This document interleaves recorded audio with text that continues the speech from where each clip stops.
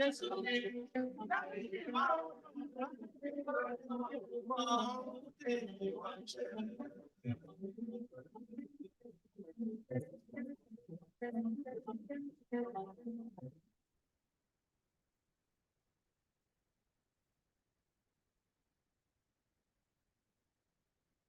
afternoon, ladies and gentlemen. You're welcome to the 22nd Annual General Meeting of the University of Lagos Alumni Association. We are really delighted to have you here. There's no doubt that all of us, we are in high spirits. And as we move to commence this program, we welcome all of you once again. And we will commence this program by starting by calling the president to come on the high table.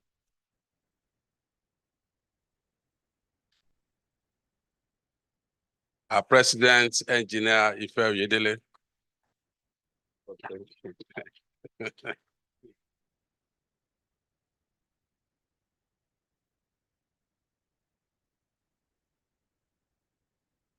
The other members of the National Executive Council Committee should come to the high table. The other members of the National Executive Committee should come to the high table. The National Treasurer is here. Yes. The Assistant National Secretary. Yes. The Secretary. Yes. They're all here. National Secretary should come on the high table. Come to the high table.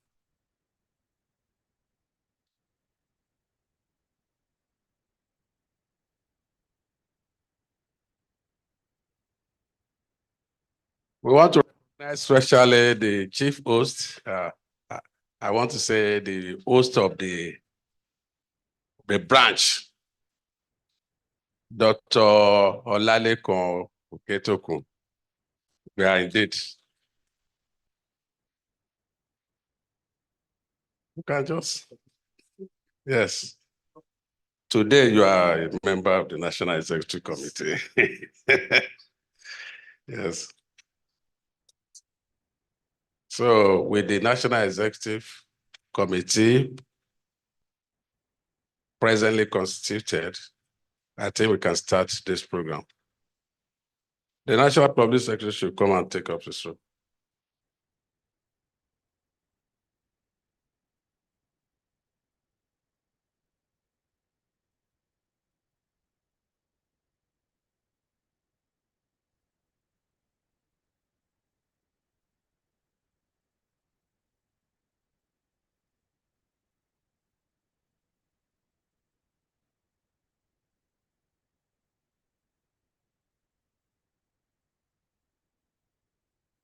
Greetings, Sakokites. Welcome to the 2023 Annual General Meeting of the University of Lagos Alumni Association. And we all know that God Almighty is important in everything that we do. And we are going to start this meeting in the name of God Almighty. So we will all stand up and we'll read the second stanza of the national anthem.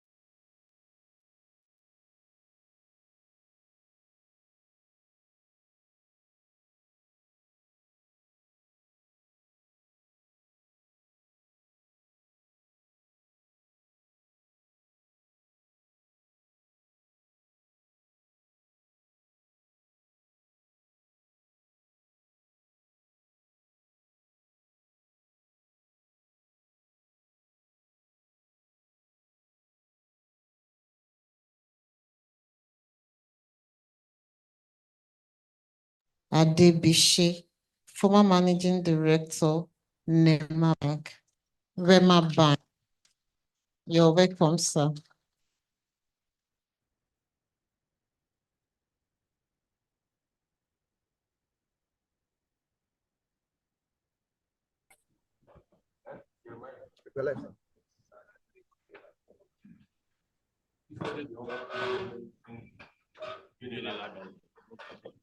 I know that many of us didn't, we had left school before it was but you can find it on your phone.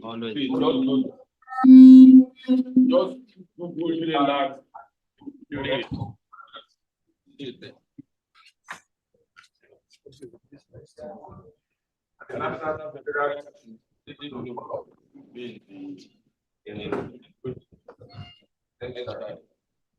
Are you ready?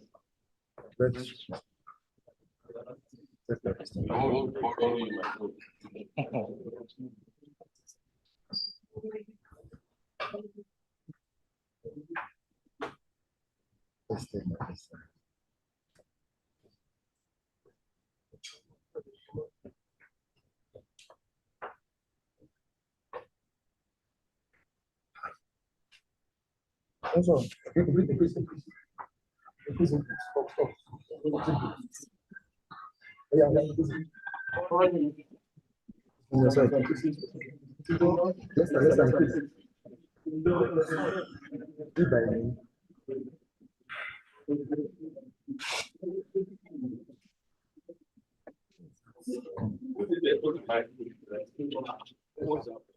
Can I use the microphone? Yes, please.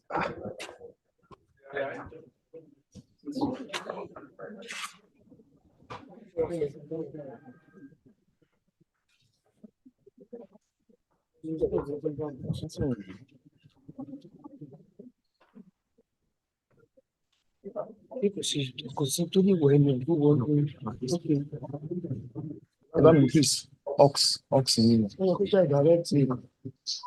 No, we'll use our microphone.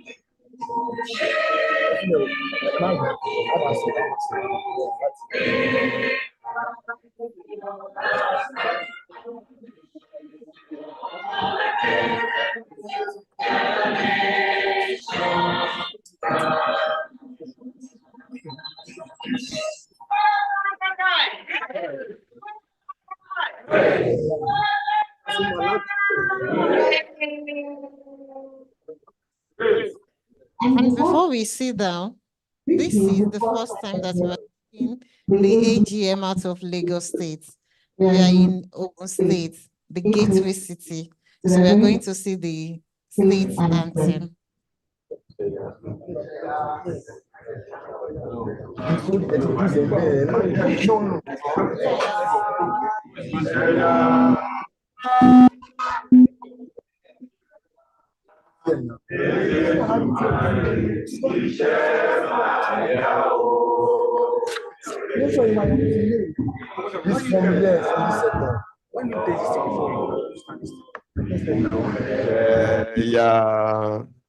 Amore kì í ṣẹ̀ṣẹ̀ ọmọ Ògùn kì í ṣọ̀lẹ, ẹ̀bẹ̀rẹ̀ bẹ̀rù Olúwa ń bẹ fún wa, ẹ tẹra mọ́ṣẹ́ o. Ìṣẹ̀lẹ̀ Ogun Israel.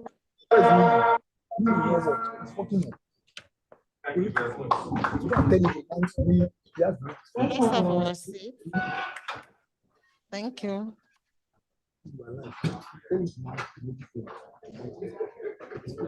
And to all we also recognize all our Akokites joining us from across the nations, across the world, and those joining us online.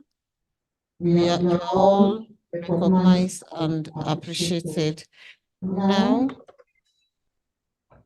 I would like to call on the National Secretary, Chief Adebisi Ogundipe, for the reading of the notice of the 2022 Annual General Meeting.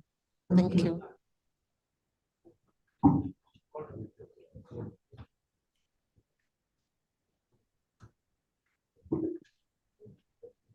National Secretary, please confirm that we have a quorum to commence this meeting.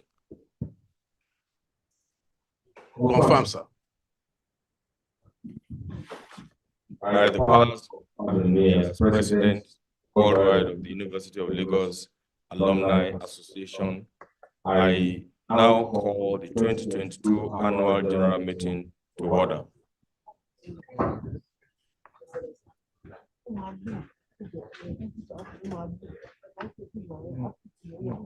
The University of Lagos Alumni Association 2022 Annual General Meeting.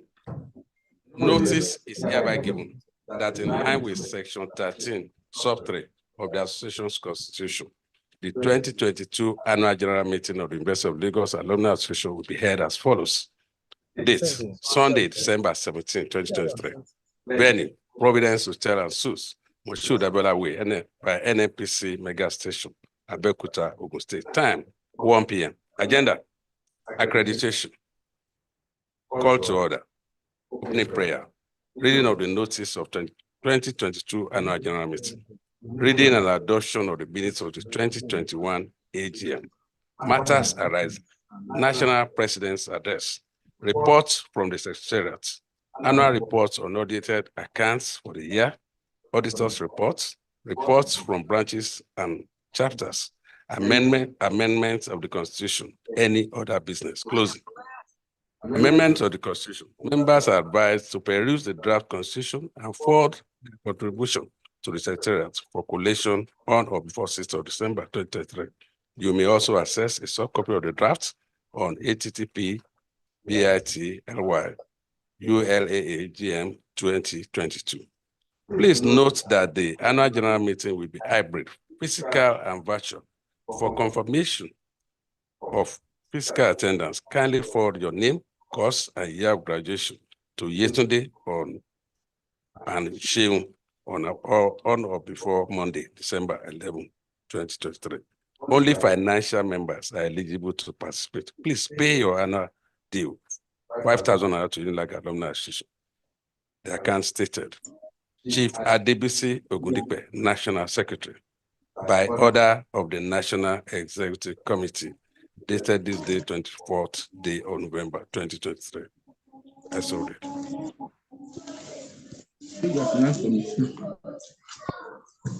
Thank you, National Secretary. I will now call on the National Secretary to read the minutes of the 2021 Annual General Meeting. Don't sit down, Jan.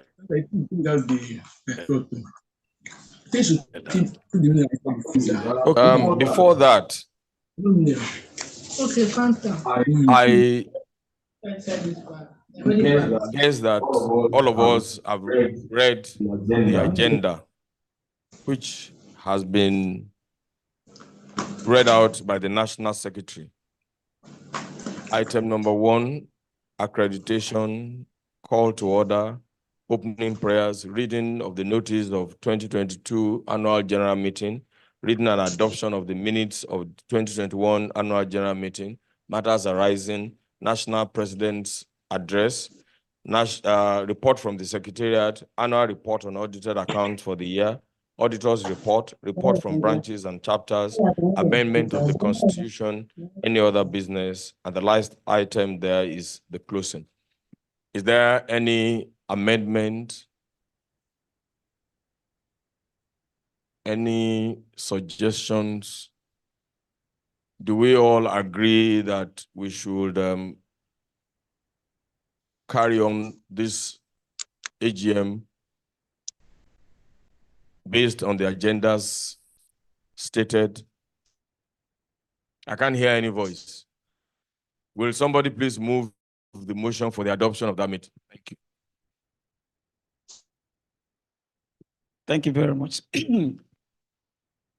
The worldwide president, I am Professor Bola AAA of the Ogun State branch. I hereby move for the adoption of that agenda for this 2022 AGM. Thank you.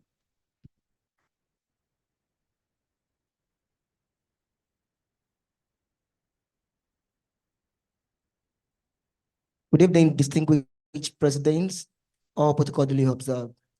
I seconded the motion to comment on the agenda of the program, sir. Thank you. My name is Comrade Salvador Tawhid Ifedelapo, University of Lagos Alumni, Treasurer, Lagos State Branch. Thank you. Yes, sir. The meeting is hereby called to, the agenda has been adopted and will proceed the national 2021 annual general meeting.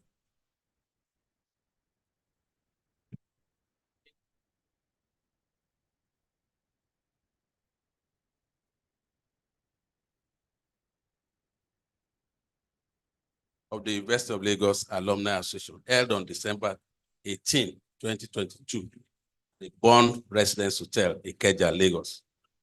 Call to order. The meeting commenced at 2:33 p.m. after a call to order by the alumni president worldwide. Sorry, National Secretary. With the kind permission of the member, please allow the National Secretary to sit down and read the minutes, please.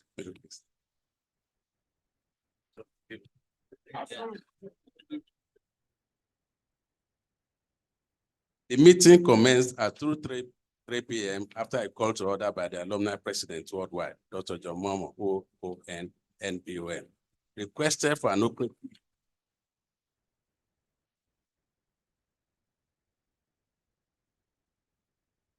He requested for an opening prayer from any of the floor members in attendance.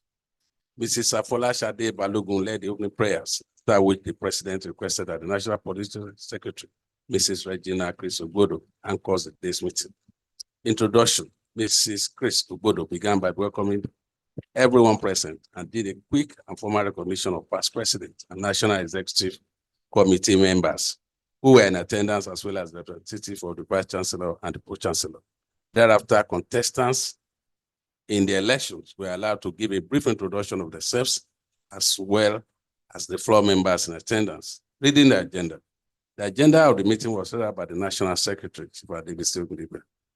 Adoption of the agenda. After this, Mr. Krisibe moved a motion to adopt the agenda. His motion was seconded by Mr. Cliff Afemari.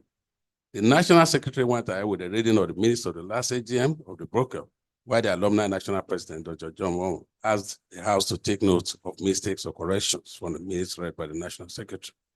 He added that the use of the word worldwide included in the National President titles colloquial and should be expunged. The Olorogun Dr. Sonny Koku, OFR FAS, advised that his recommendation be inserted into the Constitution when reviewed. Mr. Agbayo Deshumiwa spotted a typographical error in the spelling of his name. The correct spelling was noted. Adoption of the minutes.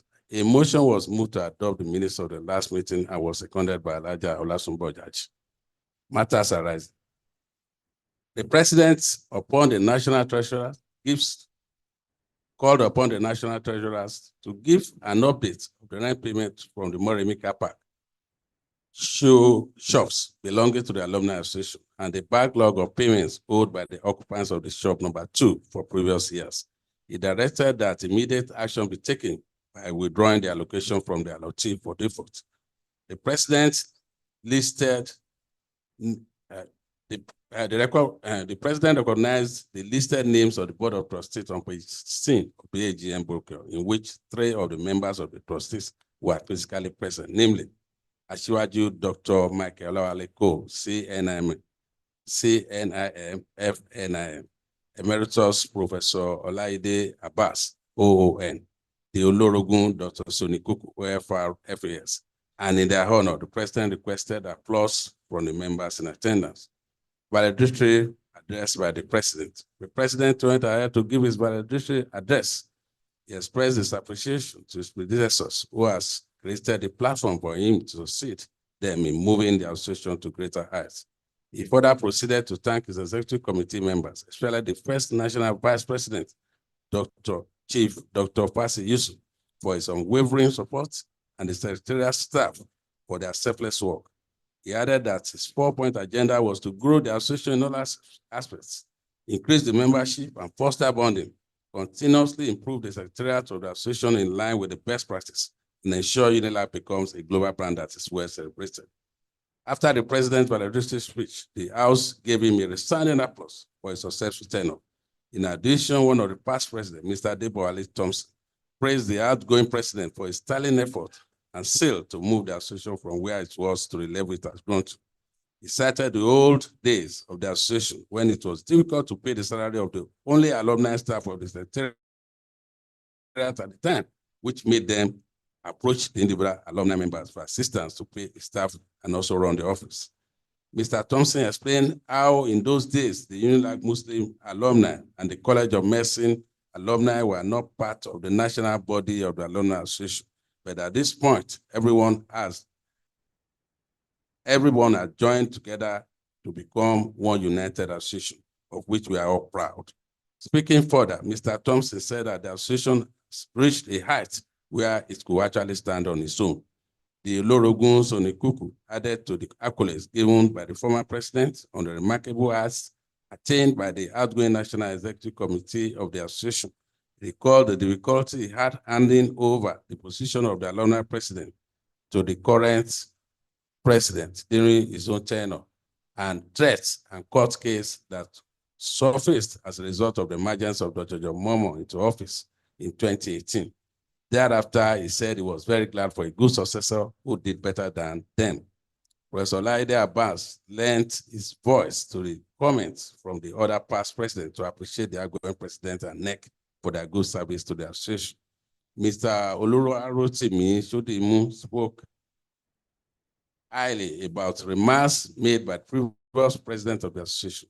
He spoke glowingly about the representation by the alumni president in university council meetings and his attendance, which was almost 100%, adding that he will be greatly missed by her. He stated that the representation of the alumni in the council was vital to the association. The next to speak was Tony Aimaku, who rose to appreciate the past president and also commend the efforts of the outgoing president for his excellent and untainted tenure. In addition, he expressed his gratitude to the pioneers and elders of the association for their kind advice and wisdom in ensuring that the outgoing president completed the second term in office. He noted that he had high expectation of the incoming administration to raise the bar higher and do more than the previous administration. He suggested that the outgoing president, Dr. John Momo, and other prominent members be saddled with advisory role to keep them closer and devoted to the association.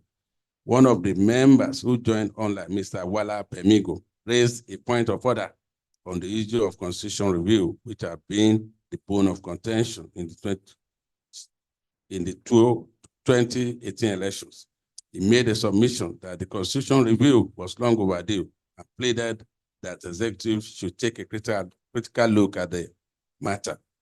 At this point, the national president asked for a motion to be moved for the adoption of his valedictory speech. This was done by Mr. Omotosho Abimbola via Zoom and was seconded by Mr. Adekunle Onikoyi, Lagos Public Secretary, who was also online.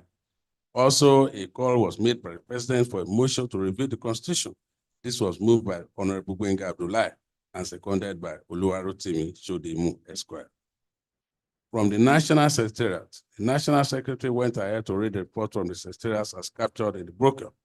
Highlights were the Commissioner of Bidapo House, the Obey House, withdrawal of the legal suit brought against the association, induction and inauguration of first ULBS alumni 52nd 2020 convocation ceremonies, inauguration of Canada chapter, visitation to prominent alumni, appointments and promotions, University of Lagos 60th anniversary, donation of extension of faculty building by Faculty of Engineering.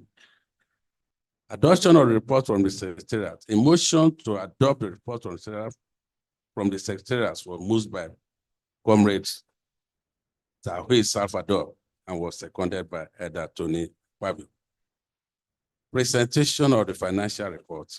The financial report was presented by the National Treasurer, Mr.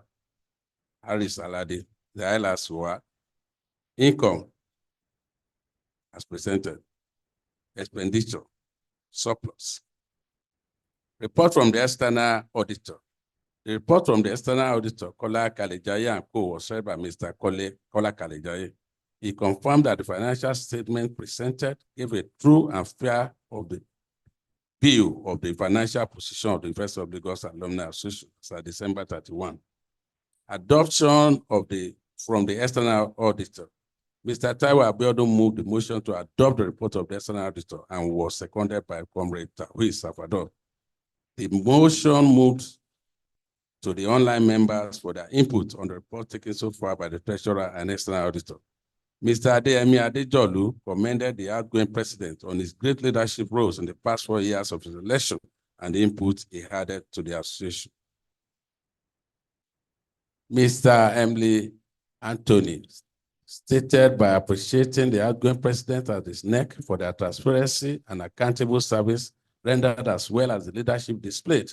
He made an observation on the financial year, noting the report did not capture the current financial year, 2022. He stated that he expected next to give an account of their stewardship rendered and not pass it over to the next National Executive Committee. The treasurer rose to explain that accounts are usually prepared historically. Thus, the accounts of 2021 are reported in 22, and those of 2022 will be presented in 2023. In addition to the subject of discussion, the Olorogun's Dr. Sonny Kuku suggested management accounts be produced till the last day of November, the next AGM. The National President, Dr. John Momo, called for other observation on the account report. Mr. Cliff Primary stated that the needed clarification on some expenses to be sure the association income could sustain those expenses, e.g. staff costs and office running expenses. The treasurer, in response to Mr. Primary, gave assurances to the House of the association's ability to sustain all that was listed by him and listed the contributions and donations given by the president during his tenure, among other income. Report from branches. The report of the North American chapter was delivered by Ms. Abimbola Omotosho. She gave a quick recap on the activities of the chapter in the 1 year of the Executive Committee inauguration into office from December 2021 to date. Thereafter, a plan was set up to kickstart 100 days to execute the outlined projects by its members. Gave a brief update on the first 100 days in service with the creation of their website, www.greatestacocad.com, as well as their first meeting, which took place online sometimes in 2022, as their members were widely spread across the globe. Mrs. Omotosho also reported that the chapter usually held its meeting online on a quarterly basis. As promised, the chapter presented about 100 units of ceiling fans to university hostess through the Office of the Dean of Student Affairs. She went ahead to mention the launch of his newsletter, The Lagoon Front, which compiled the experiences as students in the university. Next was on this adopted project scheme, which basically came forth due to the deplorable condition of the university hostel, which brought about the need for each member of the chapter to want to subscribe to the concept of buying a ceiling fan, a double bunk bed, a single wardrobe with their names and year of story written on it. The initiative was to ensure that members from their region give back to the university according to their capacity. In addition, the chapter encouraged each member to bring on board at least 10 people who were advocates for the growth and expansion of the chapter. She reminded the House of the Earth Symposium program that will come up later.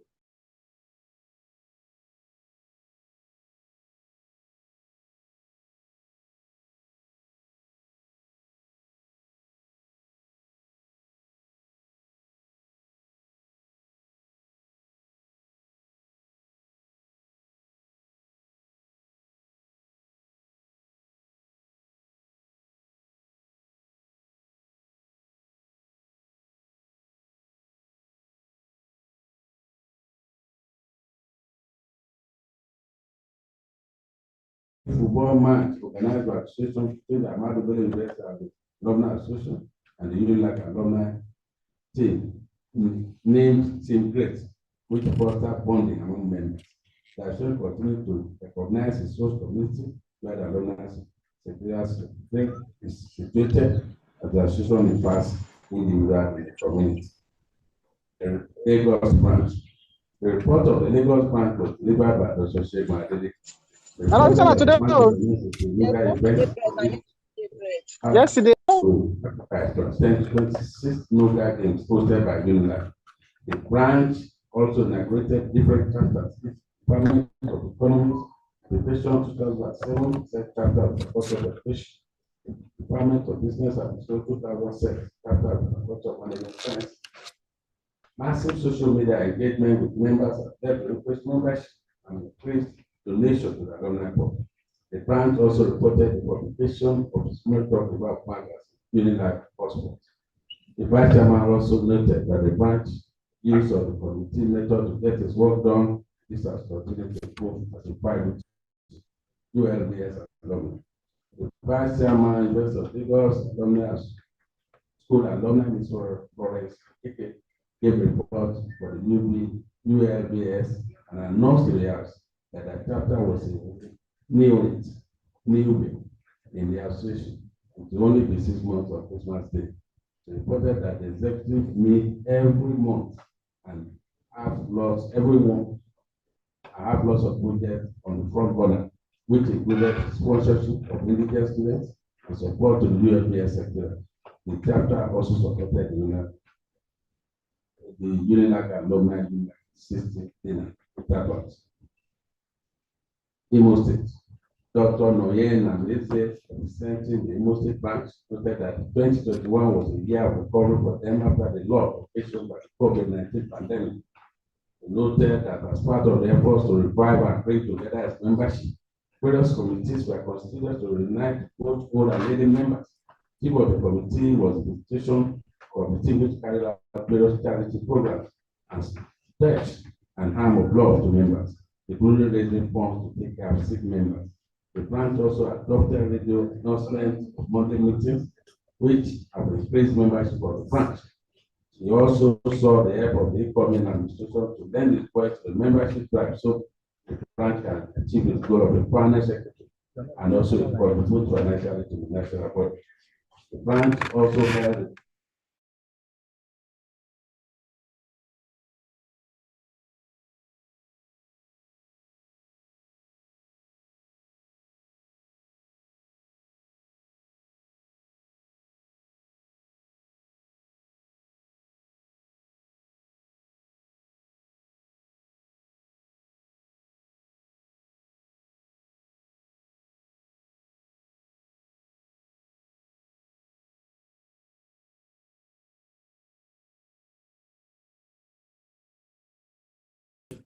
Is Amaku. All right.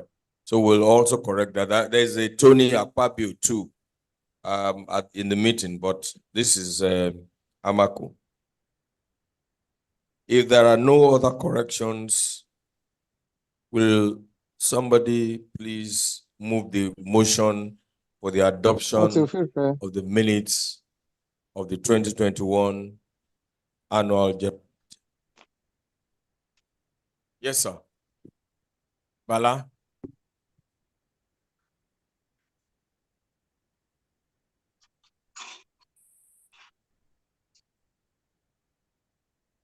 The national president, all members of NEC, all protocols duly and accurately observed. My name is Bala Abdul. I hereby move the motion for the adoption of the minutes of the meeting.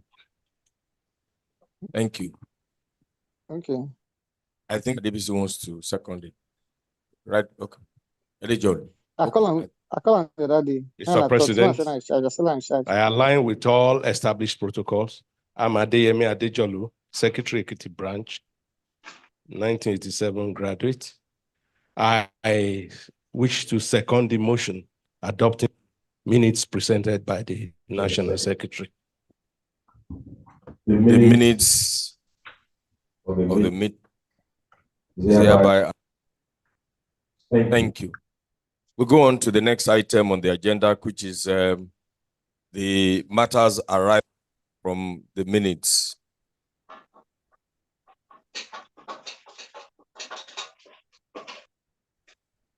Everything now. Maybe next week I'll bring drink for you. And I think one of the items on page 14. No, Monday Christmas. Within the week, before Sunday, I'll do some management accounts to be produced till the last day of November or Tuesday. Once I get for the next AGM. This guy drink, I'll bring. National Treasurer, I don't know if we have.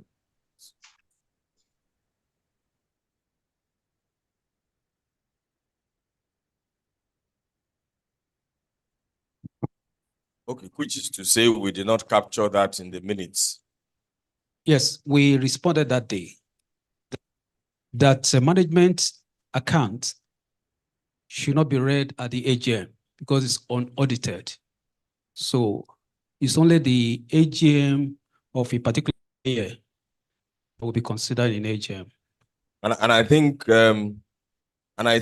I recall that, but I don't know how we missed it. So we will adjust the minutes accordingly. Malts. All agree.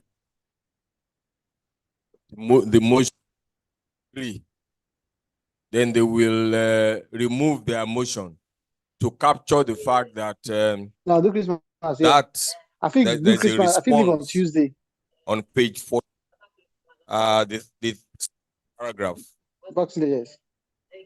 It's possible because I'm under. Second paragraph on page 14 will now read that the National Treasurer responded by explaining that it is not possible, that it is not customary to present management accounts to the general meeting because it is not audited, that only audited reports, accounts should be presented. Is that okay by the House? Yes.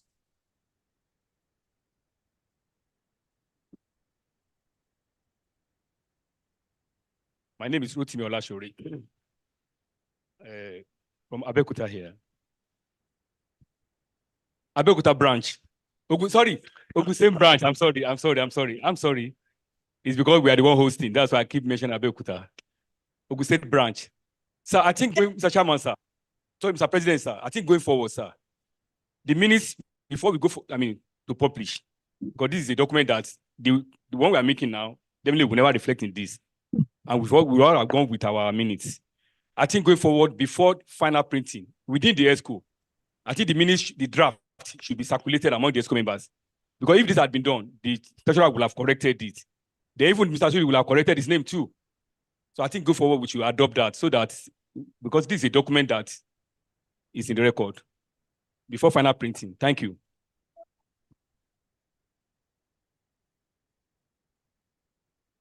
Thank you very much. All of these corrections will normally reflect. Look, Mr. Shonibi is sitting down here, and he didn't even see that his name was not properly spelled out. The truth of the matter is that minutes are very funny things, you know, and many times little things skip everybody. And that's why it's good to always present the minutes of a meeting at the next meeting.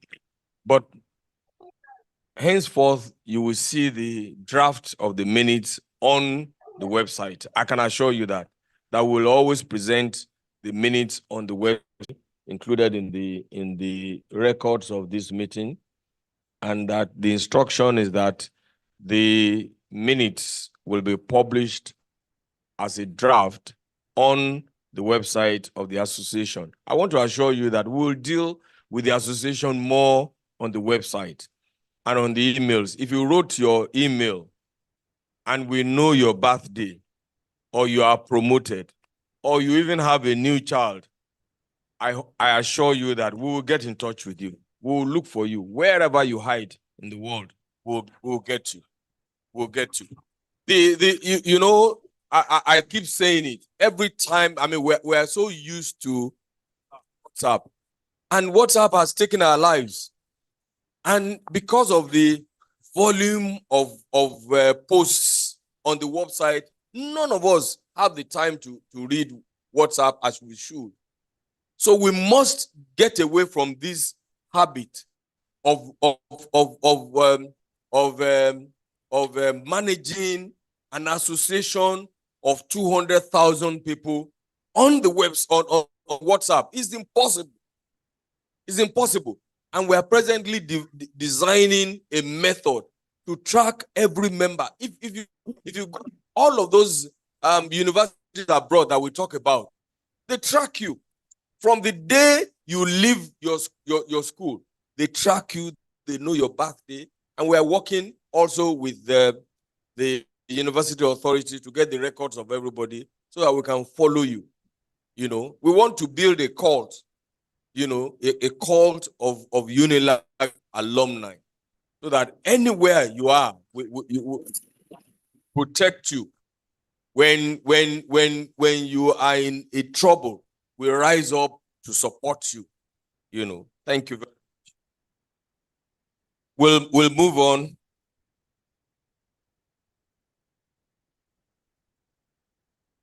Matters arising. Okay. The other is on the issue of the Constitution, which is also in the agenda, and we'll deal with it when we get to that point. A lot of the other things are in the Constitution. So if there are no other matter that is outstanding, I think we'll just move on to the next report, which is the President's address.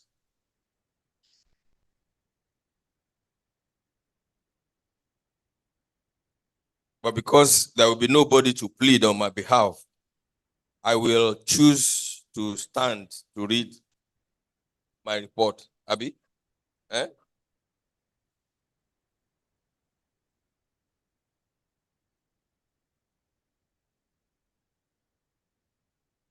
Great Akokites. I'm not sure there is any Akokites in this hall. Greatest of the greatest of the greatest of the greatest of the greatest of. Thank you very much. On behalf of the National Executive Committee of the University Alumni, Lagos Alumni Association, I'm indeed thrilled to welcome you all to OLUMO2023, the 2022 annual general meeting of the University of Lagos Alumni Association. This is a very historic moment because it is the first time we are holding our annual meeting,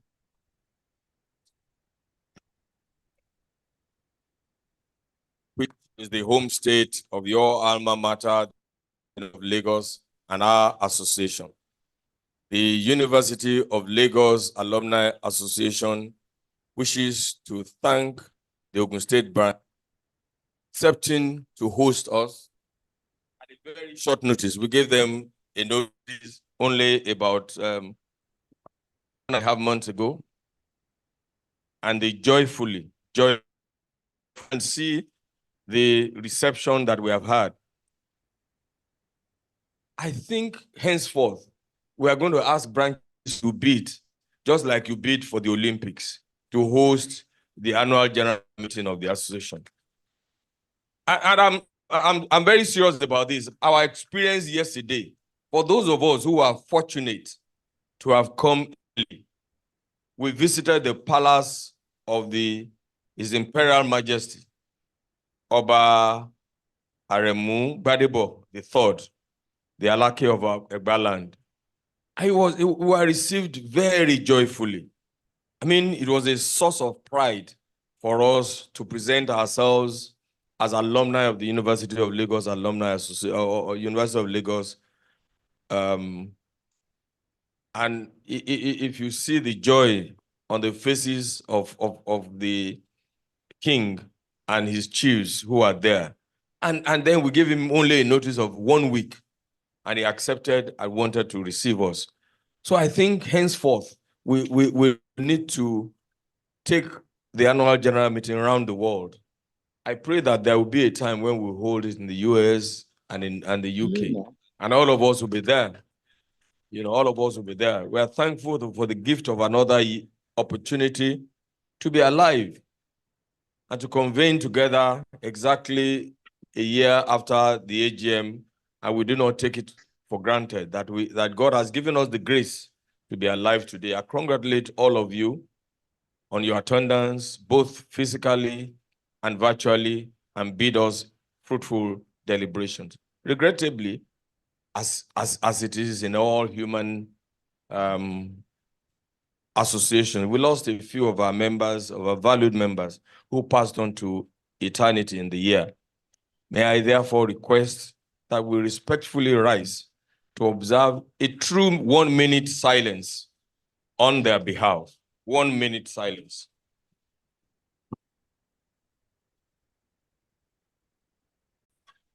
To stand. You know, I watch television a lot, or at least the football matches. When they ask for a minute silence in memory of some of their players, they observe 1 minute. Nigerians are always in a hurry. For somebody who has lived with us for 50 years, 80 years, I mean, for us to just spend 1 minute in their memory, and then we just all stand up, even at national level, we just observe 5 seconds, and they're so sorry, and we forget them. I think they deserve more than that. We were sworn in and inaugurated on this 18th of December, 2022, and our ambition is towards improving the standing of the University of Lagos and growing our association in reach and in influence. However, we soon realized that we could not achieve these noble objectives without unity and peace within the family. Hence, we decided to embark on true reconciliation efforts within our association. That we are today holding this AGM in Abeokuta is one of the fruits of that campaign. I want to thank the Ogun State branch once again for embracing reconciliation and for returning to the family. Our convergence in the historic city of Abeokuta today is symbolic and will mark a new episode in the existence of our association. Although the idea of holding the AGM outside Lagos State had once been mooted, I'm happy that this has come to realization. Earlier in the year, we also paid a surprise visit to our Oyo State leadership. We are confident that in the course of the new year, they have started to work together, and we are confident that in the new year, the branch will be fully reactivated and returned in. My first port of call on resumption as president, together with the members of the National Executive Committee, was to the Vice Chancellor, Professor Folashade Ogunshola, FAS, OFR. This is in a bid to bridge the gap between the town and the gown. Our visit threw light on the harrowing challenges faced by the university. You will no doubt appreciate the fact that success comes with its own responsibilities. That our institution, the University of Lagos, is Nigeria's university of first choice, brings some positive challenges. One of such is the fact that our graduates are sought after in the employment market. When our graduates go for interview, or when interviews are called, University of Lagos alumni are looked at very specially. And that's the truth. That's the truth. Because we have attained that level. As a result of this development and the JAPA syndrome, which I'm sure that all of us are very aware of, the university is always inundated with a deluge of about 600 requests of transcript every day. About 600 every day.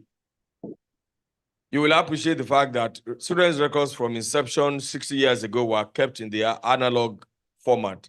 And the Vice Chancellor explained to us that, you know, when for those of us who passed on 41, I mean, who graduated 41 years ago, when we ask for our transcript, somebody has to go into the vault and enter, you know, and begin to look for your transcript, your students' records. By the time they come out, they're all white, you know. So what the university has done is to start digitizing, and they have only gone as far back as 2010. So that's why sometimes when those of you who graduated 20 years ago and you are getting an appointment and they request for your transcript, you find out that the university has a lot of problems. Okay, you know, because for 600 people, how many people work in the records department? And then some of those records are also in the various departments. So they have to trace it all around and assemble it together. But when it is digitized, all they need to do is just punch in your name and your matriculation number, and then it will bring out all your records. When we had this news, it was a call to duty. It was therefore for us a call to action. This led to my decision to donate on behalf of your association an industrial Bukai 5V2 scanner to aid in reducing this backlog.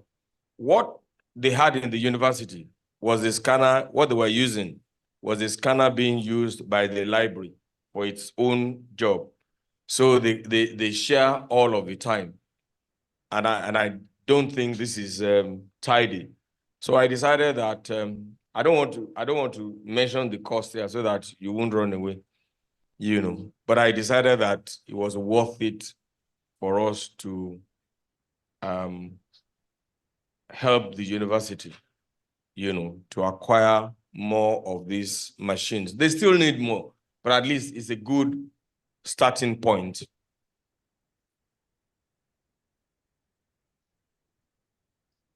So that it could respond more swiftly to alumni requests for transcript processing. The staggering power situation was also a key point in the course of our discussions, and I resolved to assist the University of Lagos achieve 24-hour uninterrupted power supply daily. Lastly, the perennial housing problem faced by students is one that we have resolved that it must be relieved with utmost urgency. My team and I have resolved that our alumni hostel project should commence before the conclusion of our tenure. We are speaking with possible investors towards making this a reality. In fact, we have raised a very strong team as a committee to work on this. It has been a very eventful year. The general elections took place this year and a change of government ensued across the federal government and majority of the states and the National Assembly. As a result of the need to jumpstart the economy, government took some steps towards deregulating the foreign exchange transaction and remove fuel subsidy. This has been a strong, has had a strong impact on all of us. As fuel price increase, inflation, exchange rate vagaries are sadly some of the fallout characterized by extant economic policies and fundamentals on the ground within the economy. Naturally, this affected our fundraising efforts in the course of the year. I'm, however, sure that we're on the right track. At least the Nigerian government is on the right track with the economy. I believe that there will be a marked improvement within the next few months as the government strives to improve in those areas. You have seen a number of steps being taken by the federal government to reduce the impact of these measures on its citizens. In the last 1 month, the federal government has also announced key measures to ameliorate the financial situation of the universities and eliminate areas of conflict with the university lecturers and workers. These include the exemption of tertiary institutions from the integrated personnel and payroll systems, IPPS, which was one of the major reasons that resulted in the ASU strike, which lasted for almost 8 months, and a major policy shift with respect to the issue of internally generated revenue. Now, the university can keep more of their IGR in their own purse so that they can make it available. I'm sure that many of us cannot relate to what is happening in the university. When a university brings out, University of Lagos brings out a budget of about 29 billion, government is only able to give them maybe 3, 4, 9 billion at most in a year. And this money don't even come in as at when needed. For instance, let me give you an example. The power requirement of the University of Lagos, they spend for the main campus alone, it is about 160 to 180 million when the students are in school every month. That's what they pay to the disco. However, they get 150 million naira a year for electricity. And as at this year, I think they've only received about 80 million naira. So you can see the deficit. And if they don't pay, Disco is a business organization, they cut them off. That can be very, very traumatic for a university system. So universities need a lot of money. And this money is not the little money we donate. Universities need billions of dollars and naira as endowment. That's what other universities that we see abroad, that we compare ourselves to, use to fund their activities. You can imagine if Unilag had $200 million or $200 billion, in an account somewhere, even the interest is enough to run the university every year. So as a university alumni association, we must do everything that is humanly possible to pursue those who have money, to donate money to the university. I want to assure you that your university is well run. Your alumni association is well run. And all of those fears of people stealing your money is just not there at all. John F. Kennedy is reputed to have asked, ask not what your country can do for you, but what you can do for your country. I'm sure that will allow me to say, ask not what your association can do for you, but what you can do for your association and your alma mater. I've made mention very briefly in 3 bullet points of some of the issues plaguing our dear university. Thanks to this university that contributed to our formation, we're sitting on a stockpile of invaluable relationships. I can assure you that if University of Lagos has become extinct, you have nothing to point to. And if they ask you for your transcripts, I don't know where you will get it. So it's important for us to keep the university and our secondary schools too. Some of us who went to secondary schools, we know what we are contributing to our secondary schools. I was talking to a few of my colleagues today, and I said that most of these secondary schools you see, the Old Boys Association employ teachers for them and pay them. Some of the Parents Teachers Association employ teachers for those secondary schools, and they pay them pittance, 15,000 naira, 20,000 naira. They're only part-time, they're not committed, The Alake was telling us yesterday that a university that does not no longer have cafeteria system cannot be a university that you can say teaches students Those of us who are fortunate to go to the university when we operated the cafeteria system, you know what it means. It was a place to go to. It was a place to learn relationship and mannerism. Maybe that's the reason why it's no longer news when people shunt these days. I hope those of you who you remember how bad it is when you shunt in the cafeterias. It is in this breath that I want to thank the alumni and our friends who have given copiously over the years towards improving life for students and the faculty. An example of such givers is the engineering faculty alumni, and I'm not singling them out. The faculty of law students too have done a lot. They have donated, the University of Lagos alumni donated the vertical extension of the engineering complex, and they are refurbishing the lecturers' staff room. May the Almighty reward your selflessness and be kind to you. Very soon, alumni will be able to carry out a variety of activities on our website. You'll be able to pay your dues, register for events, give donations, buy branded merchandise, and make announcements among other activities. I'm sure that at the next AGM, you will have many of our souvenirs, the brooch, the caps, the shirts. When we were in the US, we all wore, the Vice Chancellor and I wore the branded University of Lagos shirts. You know, can you imagine how beautiful it would be today if we were to go on a tour and all of us were in that branded shirt everywhere we went, in Atlanta, in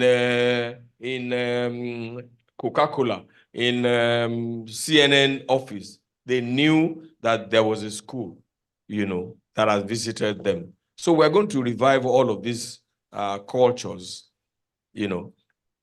You'll be able to buy all of these online. And I had earlier mentioned in this address that we're driven to increase our influence as an alumni association. Thanks to our founding fathers and past presidents, our association remains the standard in this country and in sub-Saharan Africa. As the saying goes, the choices we make today create the future that we're dreaming of. It is a beautiful thing to graduate from a university that needs no introduction worldwide. The title University of First Choice and the nation's pride did not come about by mere imaginings, but by dint of hard work, commitment, effort, and dedication. When I stood before His Imperial Majesty, the Alake of Egba yesterday, I proudly said the University of Lagos is Nigeria's University of First Choice. Though he went to University of Ibadan, he said the reason why they were coming to University of Lagos is because they wanted to see bridges. And I told him that at least we have something that they want to come and see, you know. But the truth of the matter is that, honestly, if you are an alumnus of the University of Lagos, who will be proud that your university is high up there. I don't know when last you heard about the Alumni Association of any other university in Nigeria. I don't know when last you heard about it. Look in the papers, look in the news. You don't hear. In fact, I think government is tempted to continue to appoint alumni of the University of Lagos into very high positions. I think it's now becoming a fashion. So you must be very, very proud. Alumni should strive relentlessly to continue to enhance this brand. We are blessed with some of the most notable alumni any university can boast of. This will continue to increase as more and more consummate alumni join our ranks. At a time in our nation where leadership is becoming less and less exemplary, service above self should remain one of our watchwords. During the year, we had something that was surprising. We received a request from some of our alumni where they sought to a separate wing for self-expression. Our response was this: our women belong with us. We took that request as a desire for increased participation for our women on our platform. It is on this note that I call on our alumni not to hold back as we continue actively to encourage improved involvement from our female folk. Our watchword in this direction should be equity. And I noticed that even in the minutes of the meeting that was read, the immediate past president was commended for his leadership style, which prioritized women's participation. For those of us who have 5 daughters, all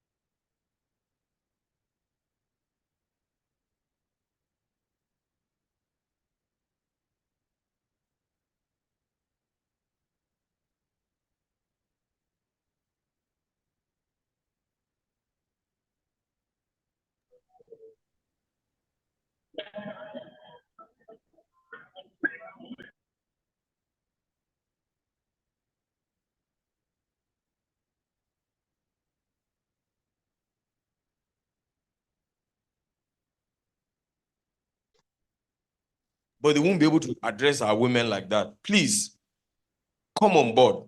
Let's work together. I understand your pain, and it's not a Nigerian thing alone. You see the efforts that the women are making in America to become president in America. And you saw that Hillary Clinton, in actual fact, won the election by majority vote. But the powers that be still don't want a woman. So, but things are changing. Things are changing all over the world. Look at the number of women, young girls, I think I'm old enough to call them young girls, who are in the cabinet of the present president of Nigeria, 35-year-old girl who is a minister. I mean, so why can't we have a 35-year-old as president of the University of Lagos Alumni Association? We are not afraid of our women. In actual fact, we are very proud of your achievements. And I thank our beloved branches and chapters for the good work that they are doing and for their support of the national body. The Lagos branch, the FCT branch, the Akwa Ibom branch, Anambra, Enugu, Ekiti, Ondo, Imo, Rivers, Ogun State, Asaba, Warri, United Kingdom, and the North America chapters. Constitutional review. Constitutional review is a continuum. I'm sure that we all agree that the Constitution must be dynamic and must reflect the changing nature of our world. The Constitution is dynamic, living document that guides our structure, our existence, and our activities. My predecessor in office, John Momo, you know, I used to be in Congress for Progressive Change, and Tony Momo was our chairman, so his name is always sticking in my head. Received appeals for the review of our Constitution and established the Constitutional Review Committee. We have expanded their terms of reference to invigorate the committee activities. Today, they have brought before us a draft which incorporates constitutional features of some of the best schools, alumni groups in the world. We have studied this draft and will share our views on same at this meeting. Relationship with the university. The management of our alumni, of our alma mater remains our partner in progress. Without the University of Lagos, there is no association. And without a supportive Unilag management, our best efforts will be misplaced. We thank the management of the university under the able leadership of Professor Folashade Ogunshola, FAS, OON, for its collaboration. Another woman, active encouragement and willingness to see us succeed. we have a seamless relationship with the University of Lagos management, and we have unhindered access to them. And this is a very good development, because we must all work together for the success and the progress of our association. Our relationship form our bread and butter. The goodwill and interactions of the associations are what attract donations, upping the ante in our engagement of our alumni, and employing all resources and tools available, including social media. I must pause again to specially praise the Ogun State branch. You remember that this time last year, they had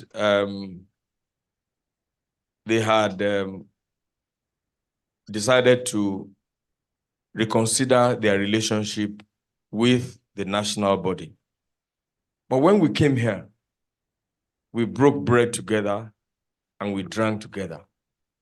And many people had thought that we were going to fight, but I tell you, it was a beautiful reunion for all of us. And they have followed through with every point that we have made. They have followed through. I want to especially thank the chairman of the Ogun State branch, Dr. Okechukwu. I said something when we came here. Please, I think he deserves a round of applause on behalf of the association.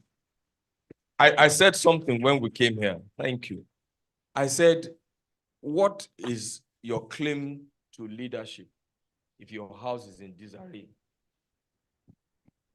When I see, and I posted it on my Twitter handle some time ago, when we say, oh, Biden, world leader, this one, world leader, this one, world leader, and they all sit down in the United Nations Security Council, and we see Russia and Ukraine, we see Syria, we see we see Boko Haram tearing other countries apart. What is their claim to leadership? I think what makes, I remember when our parents were alive, some of us whose parents have gone, they were unifying factors. And so the only claim we can, the only reason why we can lay claim to leadership is if our house is united and at peace. And it's not impossible. If we can understand ourselves, if we can be patient to listen to ourselves. So I want to thank all of those who contributed to ensuring that we can forge unity and peace within the association. Most of these problems is human, and it's all about our ego. You know, some of the things that we take from our girlfriends, we men, we will not take from our wives. We say, hey, mini, eh?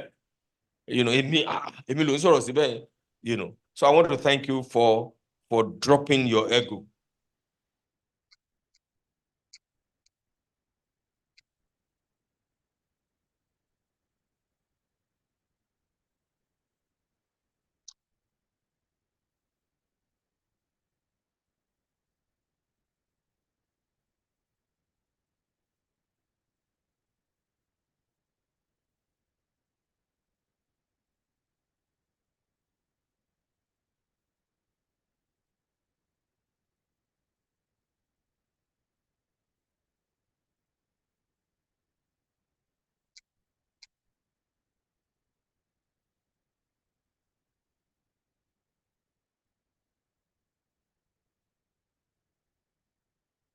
That our alumni, both at national and the states, got it right. So, by and large, in summary, from the national president's remarks, we'll be able to deduce the vision, the mission he had. He said it the last AGM that he was being challenged by immediate past presidents, in person of our Dr. Jomomo, that he needs to surpass the standard the immediate past presidents left. That's a great might. And we can now see it now within a year accounts what they have done. And I be we will still do more before it sustains lapse. And on that note, we pray that every branches, every chapters will support the vision of national level. We will support ourselves to attain and sustain the equity of University of Lagos alumni at large. Thank you very much, sir.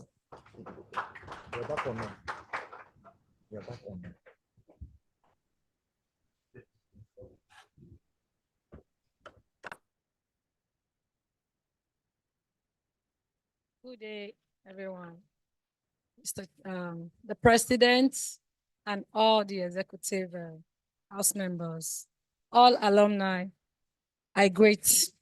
My name is Sulaiman Motrayo Alima, the Welfare Secretary, Lagos State Branch, Alumni Association. I just want to add to the points of the university electricity. I think there is a way the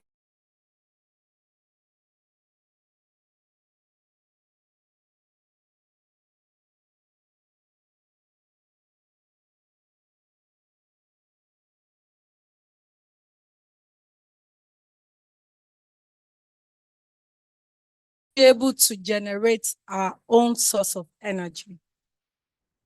There are things that we can do. Fine, it's going to be cost effective, but at the long run, it's going to be worth doing. We can generate our electricity from crops. If you go to my 12, every now and then, you see a lot of tomatoes, pepper, fruits being decayed. I know we have scientists in the house, and I know that we can generate light from that. Even if it's just the Senate building, this will carry first. At least let's start something. We can also generate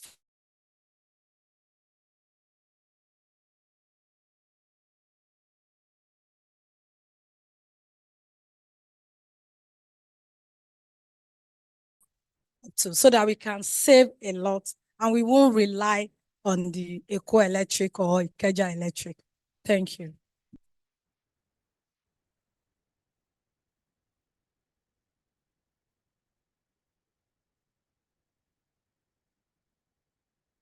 Great, Akokite. Standing on existing protocols, I am Kolawole Kalejaye, 1983 chemistry. I want to congratulate the president for the address and for the issues raised. Initially, I raised my hand because I wanted to point out that what the National Secretary said was not in the agenda, but somebody whispered to me that it was mentioned by the past president, and that since we have adopted the minute, it's like it will subsequently feature. I also want to stand with the fact that we are here today. I'm actually very, very happy that Ogun State is back and fully too. Because I was aware, I was there when things went sour and whatever. But I think the efforts that have been put in and the magnanimity of those involved, I can see Prof there, is commendable. Is commendable. And I can only see a bigger union. I can only see a bigger one. I can only see a bigger one from what we have if we can get all on board, because the more the merrier and the more the better for us. I also want to commend the Exco for bringing us here. Some of us will have an opportunity to know other places. Apart from that, some unifying factors also there. And I pray that it will continue over time. You should have come since yesterday. And we even ate pounded yam and lafun and everything. So you missed. Well, I'll take note of that for other locations we might have to go when they agree to host us. So having said that, I think a number of things that were said are laudable, and we should just see how we have people that can drive these things for effectiveness and to make us the nation's pride. We don't claim it. It is actually the fact, because as an individual, I am proud anywhere I go to say I'm a Unilag product. And I know the kind of comment I hear from others out of jealousy and whatever. You will see it. It is a fact. So let us build on it and let us make it to work well. Thank you very much.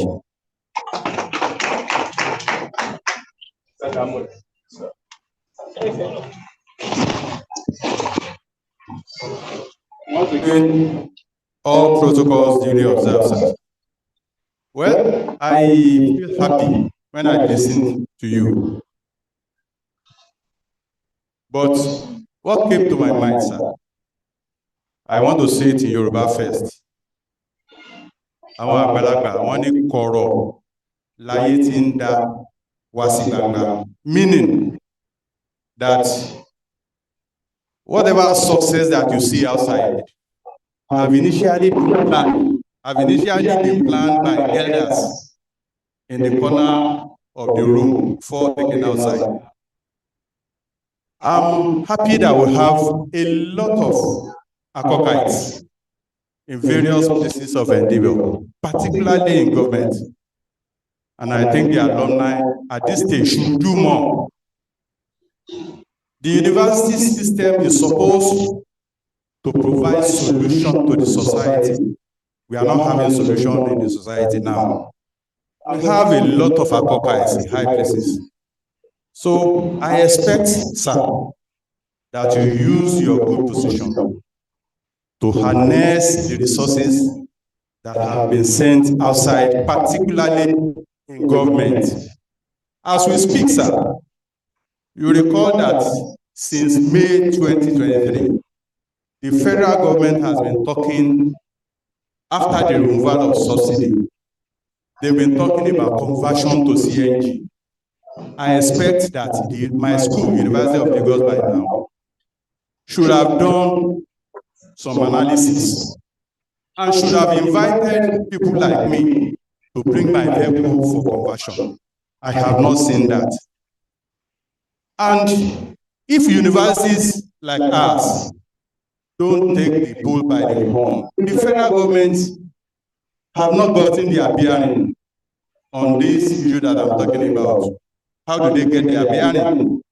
It is if universities like us bring solutions forward to them, they will adopt it, particularly that will have people in government, and it will be better for all of us. I think we should start looking into governance when we have people in governance. Thank you, sir.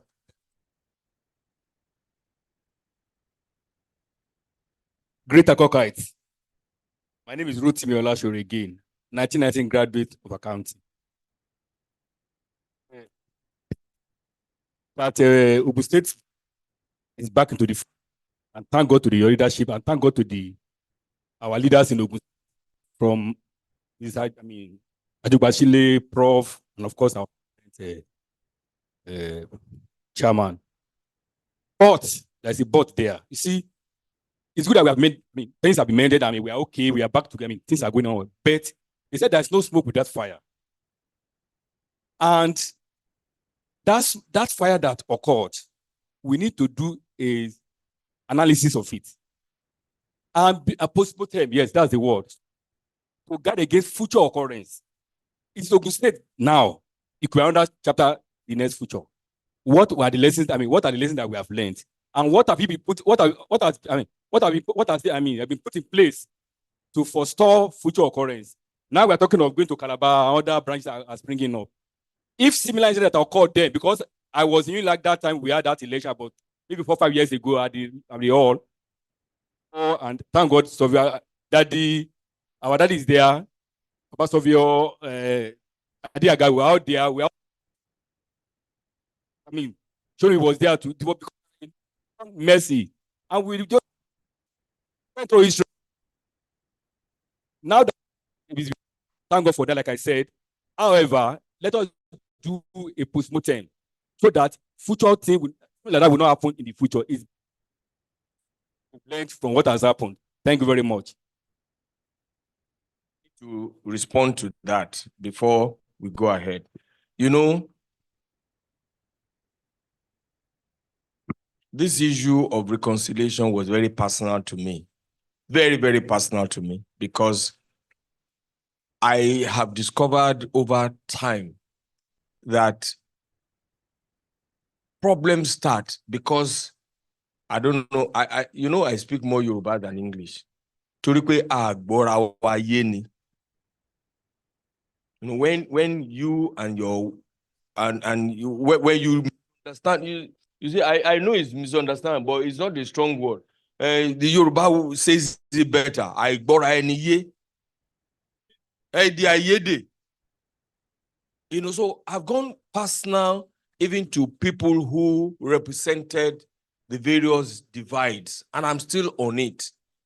In fact, one of the key symbols of that thing, I had dinner with him before we could even get talking. It took me a lot of efforts to even agree with him to sit down with me. And he paid for my dinner in a very, very high restaurant.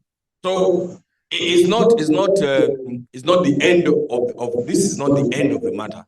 This is a demonstration of our commitment to forge peace and unity.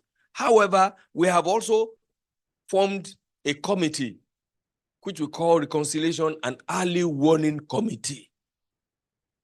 And when we get to the issue of the Constitution, it's also part of the things that we will discuss, because the issues that were raised at that time were also constitutional issues, and we need all to put our heads together and resolve it. So we will discuss it when we get to that matter. But that committee has Dr. Oketogun as its secretary to drive it, because somebody who was in the kitchen will understand the problems and what happened. And we want him to give us his benefit of experience so that we can guard against a reoccurrence of that. It is an unfortunate incident. Very, very unfortunate. It should never happen among intellectuals. And I agree with Mr. Damoli, and I think I mentioned it, that by now, our alumni association should have enough funds to manage progress and development arising from our intellectualism. We can't have a University of Lagos. For instance, when the late Professor Awojobi designed the autonom, and the most important thing that he designed, which a lot of people are using today, is the vibration thing, you know, in mechanical engineering. Beyond resonance, sir. Thank you, sir. If we were the one who drove it, even now we will still be taking money on it. So why should we have all of these intellectuals designing things that we cannot buy? You know, imagine if we have a fund of even if it's just $10 million in an account, you can buy such things and resell it to other people. So I agree with him. This is what we should be doing rather than fighting ourselves in elections. And we should bring in people who have these things, and we have them in abundance. I always say to Nigerians that what we have in Nigeria is not oil. It's not crude oil. Because we have had this crude oil now for over 60 years. What is the benefit for us?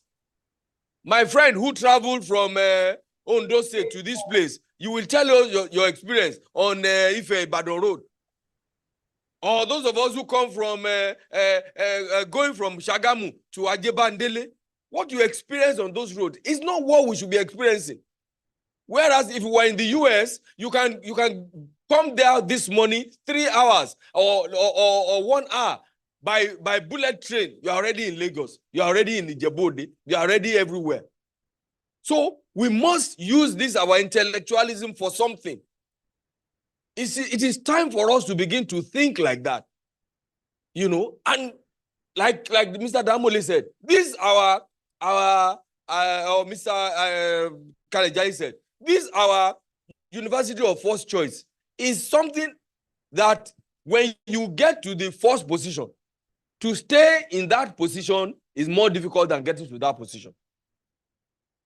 So we must have a think tank that will give us ideas of how to leapfrog into the next level so that others will even lose hope. They won't try to catch us.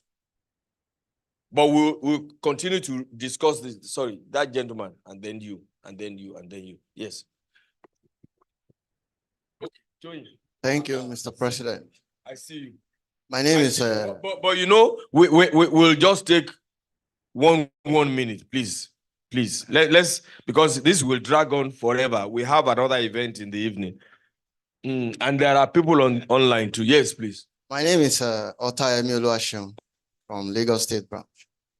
My attention is on the need for the alumni to develop a robust financial base so that we can be able to help the university. And I have, over the years, realized that the alumni is not positioning herself as a first, in the light of what we stand for. Now, I have thought over the years that there's nothing wrong if the alumni, number one, the alumni is even distance away from the members. That's another story. Then, if the alumni can have a research and development unit, canvassing for intellectuals, researchers among members who can research into societal problems. And of course, there will be a sharing formula. The research person will, and the alumni get, and then it's much easier for alumni association to bring in research. And at the end of the day, we are solving societal problems as well, generating funds to help. And again, it's adding to the name, the first choice university slogan that we stand for. Noted. It will go Thank along you with very it. much. Yes, sir.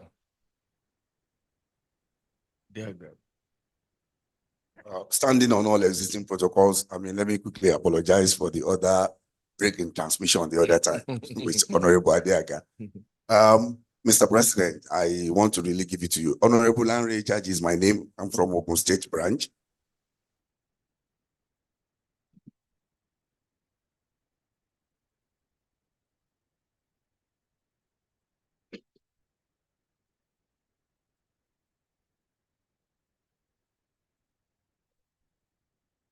Bube.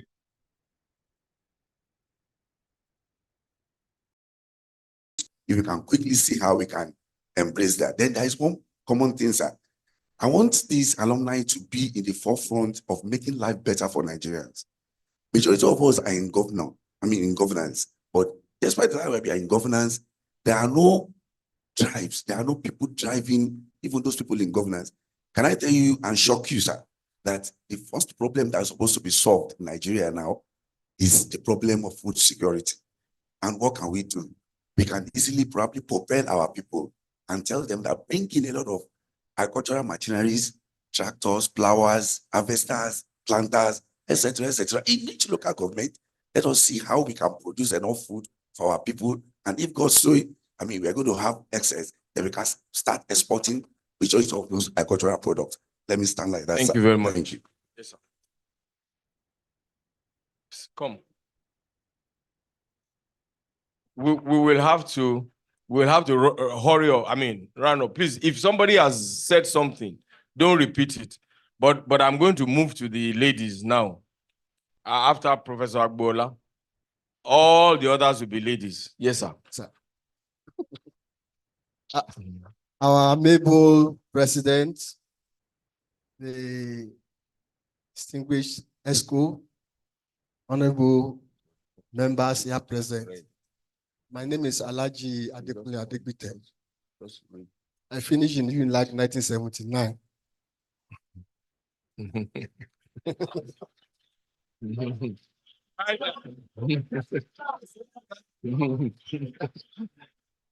44 years ago. Abi. Yes, oh.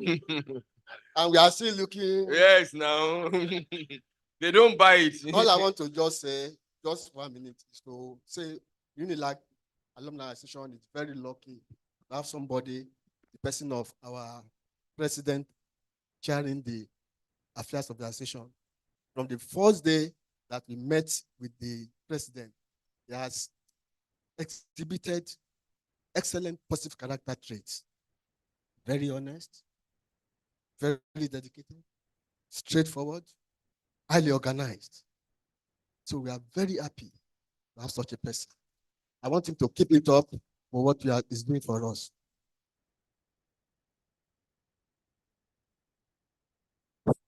Thank you very much. Good evening, greatest of the greatest Akokites. I stand on the existing and established, protocol. Well, what we are celebrating this evening is a function of the leadership style of the worldwide president of the alumni body. Ogun State branch is a branch that does not take, nonsense for anything. We stand our ground on issues that we believe in, and that is 2018. We are all on ground. We knew what happened.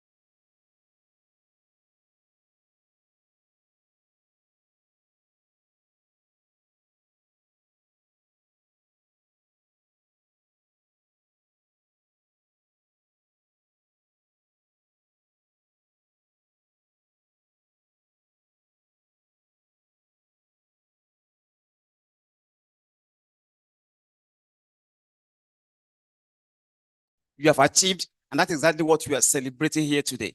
I really want to thank you for that. In fact, you have made us proud as a branch that for the first time in the history of the University of Lagos Alumni Association, you are taking the AGM outside Lagos now to nowhere but Abeokuta. This is what Baba Fancy has been clamoring for. We lost Baba Fancy recently, and that was one of our past chairmen in the branch, that's Mr. Lekon Famuyiwa. He has been saying it, holding the AGM always in Lagos. Is it not possible now for us to take this thing outside us? And we are very happy that you have made it happen. And not only that, of course, now it is this same, Ogun State branch that you are starting, this kind of a thing. We are very, very grateful. So on the last note, Mr. President, you said it in passing, and I want to reemphasize it. Let me just introduce some little arithmetic into this. If we put this reconciliation on the scale of 10, by my own assessment, we have just achieved, let me say, 6/10. The remaining 4 is still there, and we need to work on it. You have mentioned it. There are some personalities involved in this particular struggle. We still need to appeal to them. I could have loved that some of them, of course, are seated here this evening, but due to one reason or the other, they are not here today. We will not leave them. So I want us, of course, now to work on that, and I believe, that you can do it, so that by the next we are having our AGM, we have everybody, on board, and the more we are, the merrier. Thank you very much, Mr. President. I will ask all other men to send in their comments by post. Toyin, And then, yes, you raised your hand. And the lady here. Oh, yeah. And then we'll take the gentleman online. I think there's one gentleman online. Please go on. Thank you so much, sir. Yes. Mr. President. Emily. And Thank you, Mr. permit me President. to stand on existing protocol. My name is Afolasha Balogo. I'm one of the vice chairman too for Lagos State alumni. And I want to start from where my daddy's ended, from the reconciliation matter.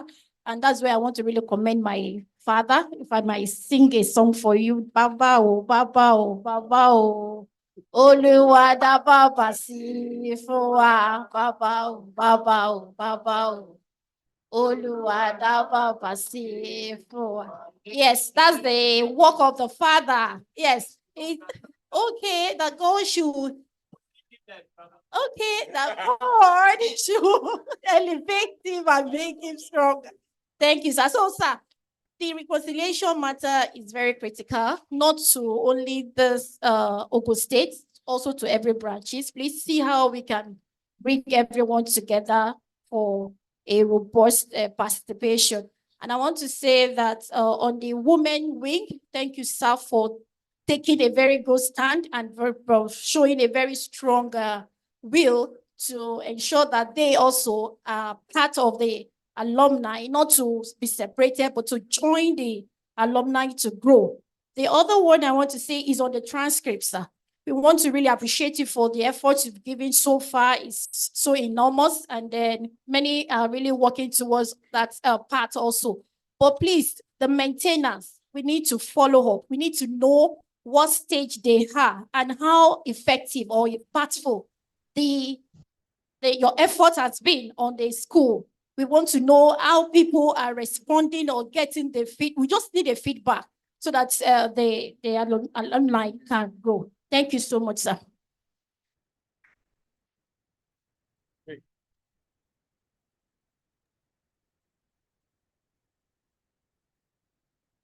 Thank you, Mr. President. Ladies and gentlemen, I stand on existing protocol. My name is Oluwatoyin Yusuf. I'm an alumna of the University of Lagos, first from geography, 1998. Okay, so I want to respond to our president on the issue of women, the women. With gratitude and admiration for his commitment to our unity and equity, we appreciate him so much, and we have appreciated him since the beginning of the establishment of the University of Lagos Women Alumni.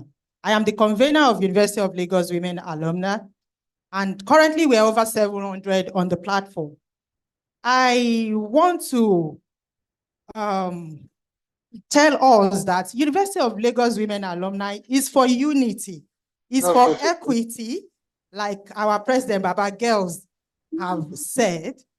And again, we're for more than politics, because to the best of our knowledge, the establishment of Unilag Women Alumni is being way on the, on the scale of politics.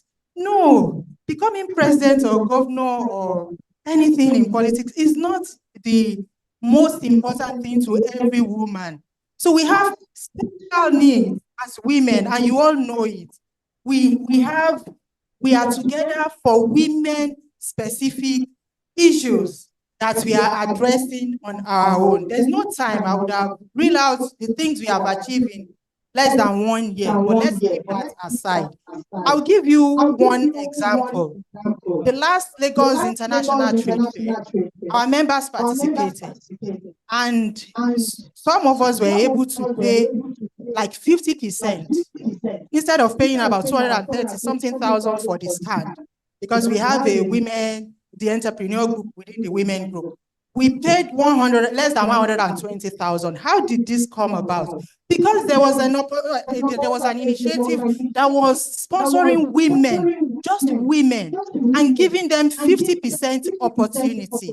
So we are able to, get that. But we didn't even get that as University of Lagos Women Alumni. Why? Because we didn't have any registration to show for it. And there are lots and lots of women mainstreamed opportunities out there that you need. I don't want to stop you. I don't want to stop you. Okay. You know, somebody mentioned the issue of a research and development unit. Okay. You think that it's only women who have special needs? No, men have special needs too.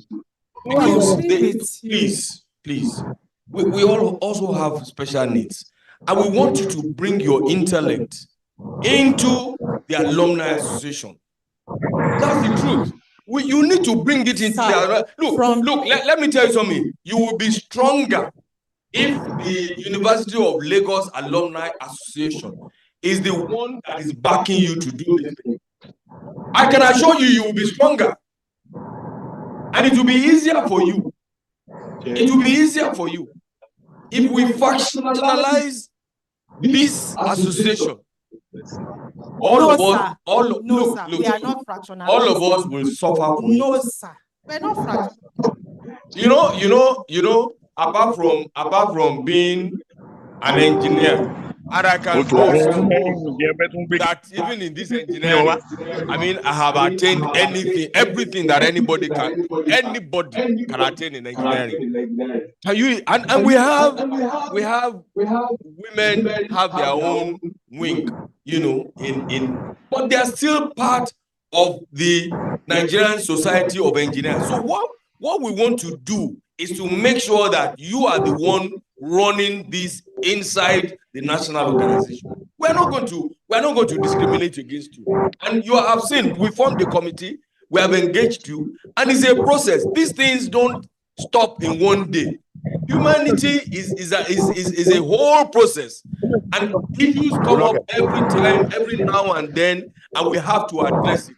If we continue, I mean, we cannot solve this problem at this meeting. The committee has made a recommendation. Your National Executive Council, together with you, and you have seen that all of the committees that we are forming these days, you are part of it. One important person in your group is always part as secretary or chairman or anything. You know, even the hostel project is co-chaired by a lady. So we are not going to rest on our oars. I mean, we are happy that this has thrown up this challenge. It is a challenge to all of us.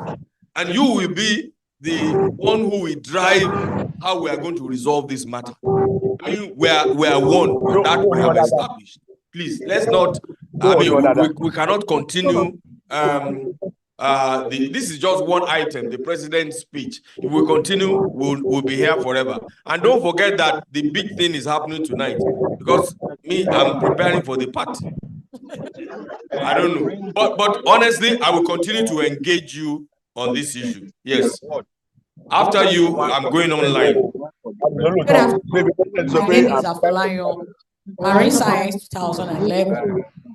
I observed a lot of things, that the gap between the older alumni, the commune, and the middle is so wider. If you go to the industry in the past, the moment they heard you are Unilag Alumni, you will see the older ones behind you, lead you to get what you want. But these days, it's not like that again. I also observed that on the platform, it's like a caucus. When it comes to talk about the platform, we are not going to be running an association of intellectuals like this on a WhatsApp platform. It's wrong.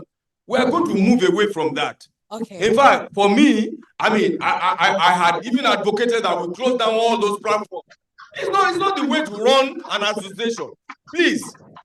Even family organizations, even family, one nuclear family organization on WhatsApp is useless and it's not positive. It doesn't encourage anything. And then they will start posting all kinds of jokes recycled all over the country. That's not the way. I mean, intellectuals don't reason like that. How many times can you read those platforms? You wake up in the morning, you have 800 messages. I mean, and all of them are repeated. Somebody posts something, so another person will repeat the same thing. 10 people will repeat the same thing, and we're just wasting our time. You know, Nigerians have misused this WhatsApp platform. All of us, you know, every time we open a WhatsApp, we give instructions on what to do. Next minute, even the people who are the admins are the ones who will violate it. Please, let's not talk about. Then on the issue of electricity, sir, when I was growing up, I grew up around Abeokuta, sir. And when there is no light in the whole community, we look at Unilag, we see light.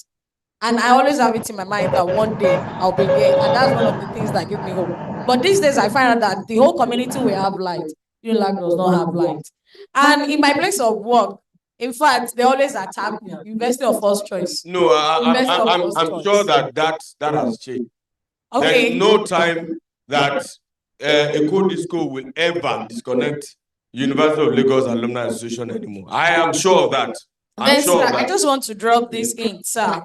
We are in the era of the new president with a lot of innovations and ideas, sir. And he has history, which marine and blue economy is part of it. And I think it's high time the alumni stand up, help my Department of Marine Science, to be well upgraded and well elevated, sir, so that they will not be caught short. The university is surrounded by water. Ferries runs around the place. I'm surprised. I know there was an initiative. I'm sure that Professor Ogun was coming up about ferry. The University Authority is doing something. In fact, it was one of the reasons why the president created the marine and blue economy and set it up as a separate ministry. So we're doing something about it. All right, thank you very much, Thank you very much. I'm sorry that I have to hurry you off, but I'm sure that this is not going to end with just talking. I mean, I expect that all of us should bring up our ideas to the National Secretariat so that we can begin to deliberate about it. All right. Once again, don't forget the Department of Marine Science. And if the House so permit, I'm going to appoint Tony as my chief of staff. And I'm serious about it. I'm serious about it. You see, a woman that has these ideas growing in her must be encouraged to take it further.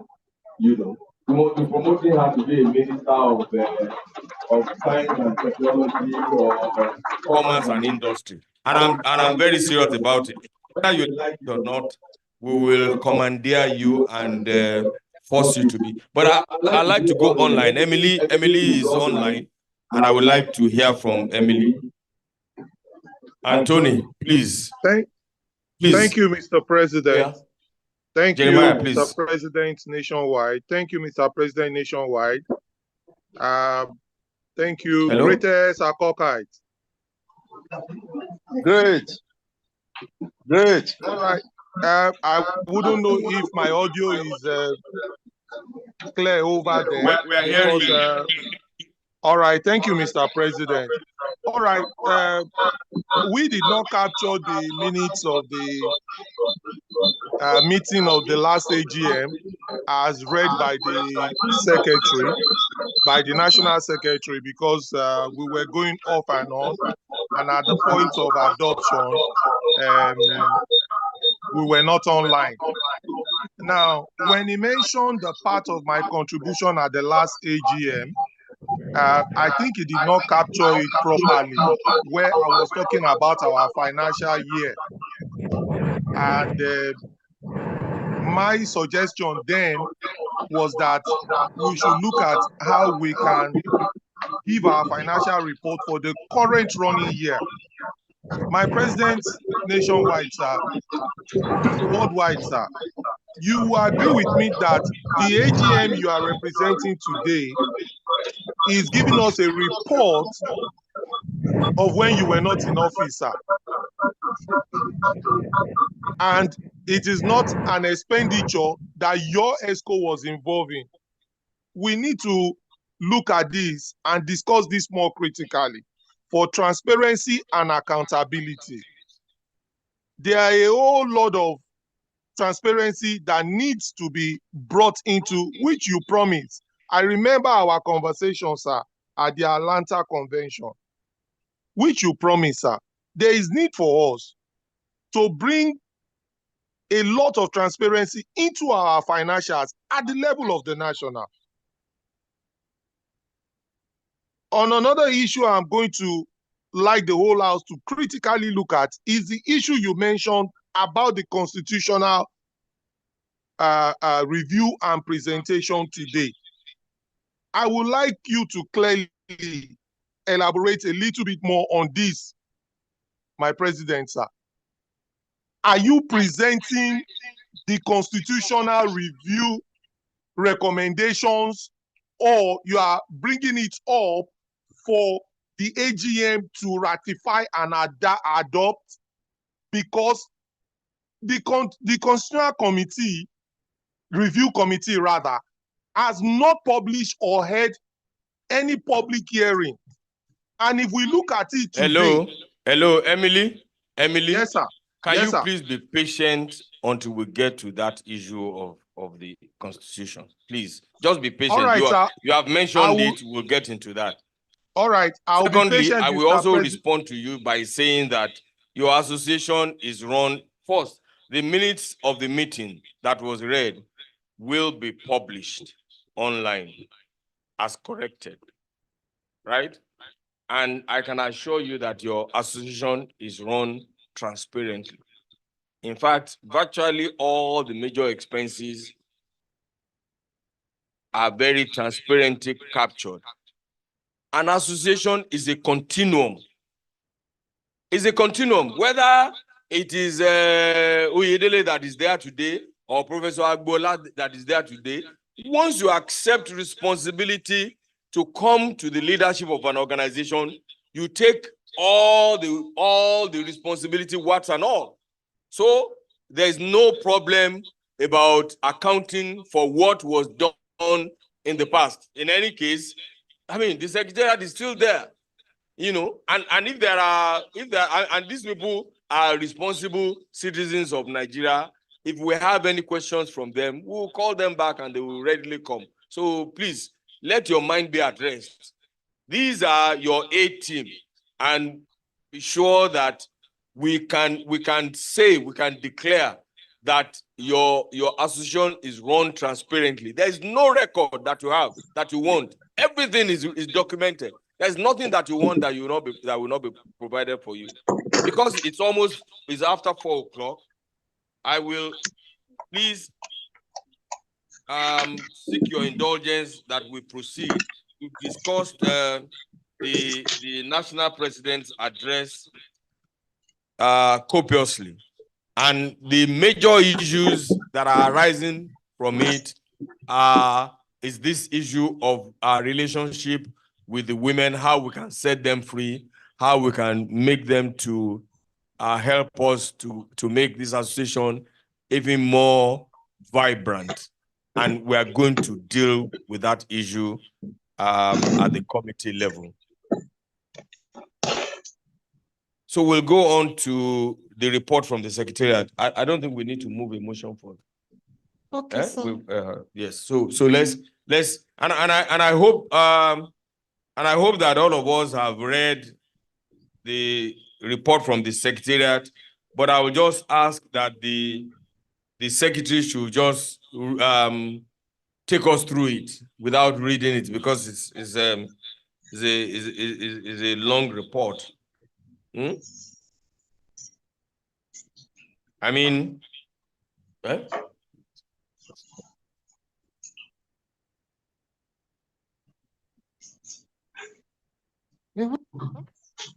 okay, greatest Akokites.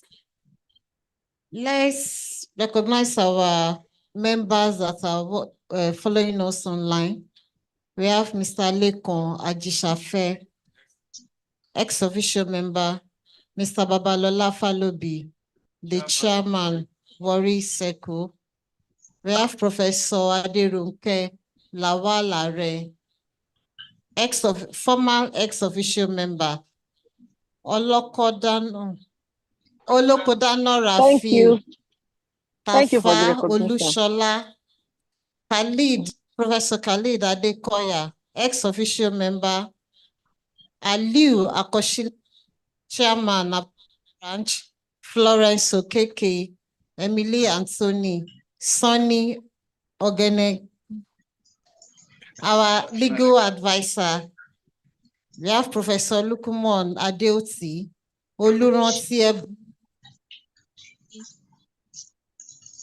Tunde Daunsi, Tunde Fadaunsi, Idris Oladokun.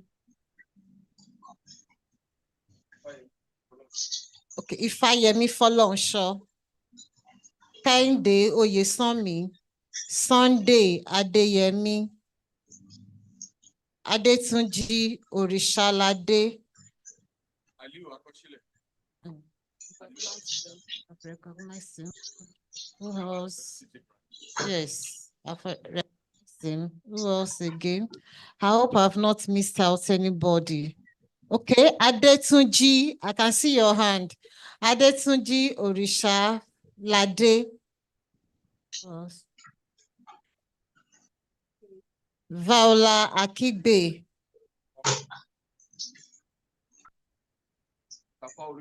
Tafaul. So I think that's all for now. There's somebody called Abel. Okay, Abel Abel. You are welcome. You are recognized. Thank you. We go on to do a brief touch of the report from the Secretariat that I won't, with the permission of the President, I won't be reading because it will take us a lot of time. Investiture of 13th Vice Chancellor and Visitor Convocation Ceremonies. Election of Engineer Ifeoluwa Oyedele FNSC to the Governing Council of the University of Lagos as Convocation Representative. Donation of scanner to the university. United Kingdom Chapter. Faculty of Law Class 83. Okay. The faculty had a successful reunion party at Ibadan, and it was said at my Ogani Hotel, Ibadan, the State on Saturday, April 29, 2023. The President worldwide was welcome to the event as special guest of honor. Surprise visit to Engineer Wole Agbaje. Closely related to that was a visit to Engineer Wole Agbaje of Oyo State. Inaugural lecture of Professor Khalid Adekoya. Professor Khalid Adekoya actually gave an interesting lecture. Donation of building by Faculty of Engineering. Well, the Faculty of Engineering donated, alumni donated a building sponsored by Engineer Wole Ogun FNC. And it was, I mean, we all attend the event. North American 2023 Convention. This is the Atlanta meeting, and it was well attended by our president and the vice chancellor of the university, Professor Folashade Ogushola. Return of Ogun State branch. We are happy to welcome them. They are hosting us today, and we appreciate them. Honorary doctorate degrees. Congratulations to these two distinguished acolytes for their conferment with honorary doctorate degree also. Dr. John Momo, who earned NPM. Honorary doctorate, honorary causa. Caleb University, honorary doctor of media, honorary causa of Bowen University.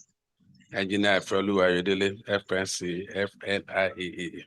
Honorary doctorate degree and Achievers University. Retirement. We announced the retirement of Professor Kayode Amo, FAS, as a committed acolyte. He was immediate vice chancellor, past vice chancellor of Elizabeth University, Laramoke, who celebrated his birthday, 70th. Appointments, we celebrated the following acolytes for making us proud. The list is long. I hope you can go through it. Milestone. I think we should mention those lists. Okay. Honorable Femi Gbajabiamila, Chief of Staff to the President, Mr. Dele Alake, Minister of Solid Minerals Development, Mr. Adigboyega Oyetola, Minister of Marine and Blue Economy, Mr. Tunji Alausa, Minister of State for Health and Social Welfare, IGP Solomon Arase, Chairman Police Service Commission, Mr. Kayode Egbetokun, Inspector General of Police, Biodun Alabi, promoted to the rank of Deputy Inspector General of Police, Frank Mba, Deputy Inspector General of Police, Ibrahim Adedotun, Rector, Yaba College of Tech, Oluwa Tomi Awolese Ajayi, appointed President Customary Court in Lagos, Ifueko Karu, MFR, appointed Board Chairman of PZ Customs Nigeria Limited, Nigeria PLC, Engineer Sheyi Makinde, re-elected governor of Oyo State, Professor Bilkis Lafiaji Okuneye, appointed Pioneer Vice Chancellor of Lagos State University of Education, Professor Basira Atoladipo, Pioneer DVC, Lagos State University of Science and Technology, Professor Abraham Moshinu be elected as Dean, School of Postgraduate Studies, Mr. Adenike Macaulay, appointed CEO of Wakana Limited, Omotayo Ojo, Dr. Omotayo Ojo, globally recognized surgeon, Dr. Ben Bule, a renowned plastic and reconstructive surgeon in US, Dr. Olajumoke Oduwole, MF, Special Assistant to the Vice President of Presidential Enabling Business, Toyosi Ogunsheye, elected President, CEO, Presidential Precinct, a US-based organization, Honorable Justice D.I. Okungbowa, appointed as Chief Judge Edo State, Honorable Dr. Abiola Olowokiri, appointed as Special Advisor to the Ogun State Government, Princess A. Adeyemi Adejolu, Acting Registrar, Federal Polytechnic Ado-Ekiti, and Olorogun Dr. Soni Kuku, appointed the Ogbeni Oja of Ijebu Land. Yes. Thank you, Mr. President. We celebrated the following on their birthdays. And we lost the following members. Dr. Mrs. Tonia Smart, wife of Mr. Topper Smart, GMD NEC Insurance Place. Emeritus Professor Nimi Briggs, a distinguished advocate from River State and a renowned professor of obstetrics and gynecology. Chief Olugbayo Ogunleye, Vice Chairman, Ekiti State Branch. Dr. Emmanuel Pupon, a distinguished advocate from Akwa Ibom, a former National Vice President. We profoundly appreciate you all for your unalloyed moral and financial support during the year ended. Thank you and God bless. Thank you, National Secretary, for making it very brief. Presentation. No, after. No. Okay. And I think we'll just go to the annual report on the audited accounts for the year.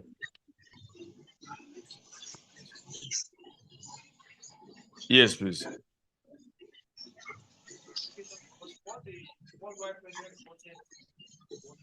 Our chairman of the branch is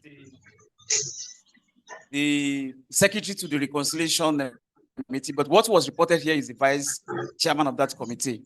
Okay. I think that should be. Okay, I will take it as that. We'll take it as that. Thank you.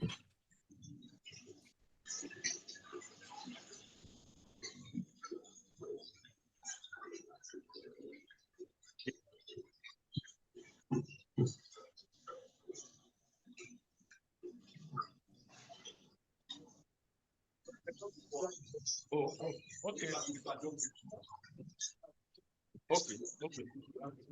Will somebody please move a motion for the adoption of the secretary report of the Secretariat?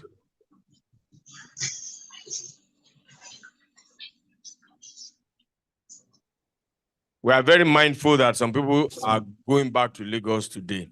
Although I don't even want them to go back. You can't leave us. You can't leave your president behind. No, now. Oh, yeah. Sequence to the secretarial report given by our distinguished National Secretary, in person of Chief Ogundipe Adebisi. I hereby move a motion for the adoption of the secretarial reports being made. Thank you, sir. Thank you. Any secondment? Okay. I, Mr. Rosmila Shuri, hereby second the motion for adoption of the secretary's report. Thank you very much. National Treasurer, you have the floor, please. Great. Great advocates. Great advocate. All right. My name is Harris Alade, National Treasurer. I will just take you through the financial statements for 2020. But just like Emily on online was hammering transparency, I want him to read the constitution of the association. You will see that there are a lot of controls for checks and balances as when you read the duties of the officers that are in charge of the finances. The financial statements actually start from 27, showing the context, the financial statements. But I would like to go this way. Instead of reading 163 million, 2,000, I would like to just say 163.2 million. It will make us to understand it better. All right, so let's start from the income and expenditure page, which is on page 32. In the year 2022, the income of the association was 163.9 million. And against the previous figure of 46 million. So that's just an increase of 156%. That's a good job. I hope you clap for that. So the absolute increase is 117.9 million. That's absolute increase. Then if we go to note 1, it will bring home our understanding. Note 1 is on page 34. It will bring home our understanding, our clearer understanding about that income that we're talking about. Donation and meeting expenses for that year stands at 125.5 million as against 21.1 million of the previous year. That's why you see the disparity, the jump coming from. And the reason being that year there was fundraising where we generate 123 million from that fundraising. So that accounts for that. And then also when you look at the annual dues through registration, it jumped from 20.5 million to 30.8 million. The reason being that was an election year. Next year, you will expect that you have another jump. So don't expect that for 2023, you have this figure. So that is that about the breakdown of the income. Now, I would like us to go to expenditure aspect of that. Let's go back to page 32. You will discover that an item of note is grant/subvention, which stood at 12.6 million compared with 1.9 million of the previous year. The reason for this was that University hosted Nuga Games. We decided to give them 10 million to support that game. 10 million. So that accounts for the difference. Praise the Lord. Praise the Lord. Hallelujah. I've forgotten that I'm not in the church. I'm a pastor.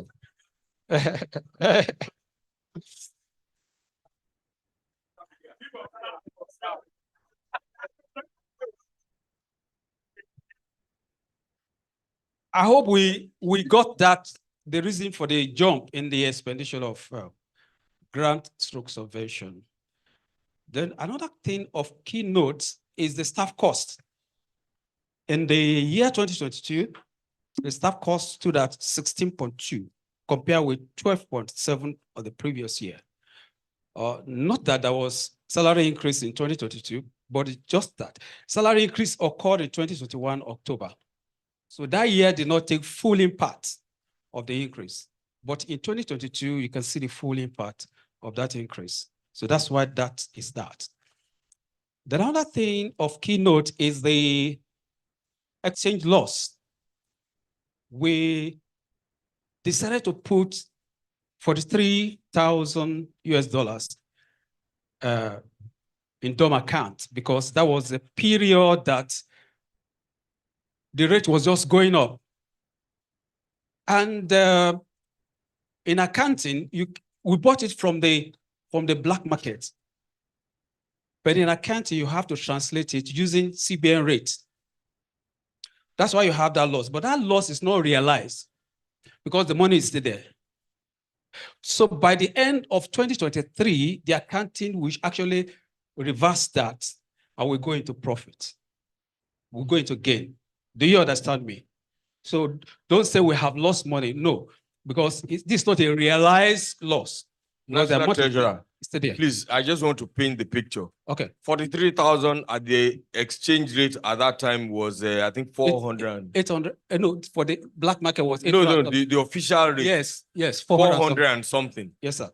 So it will be a loss in the account, according to them, because we are not going to assume that we will take the money out and go and sell it to Malam.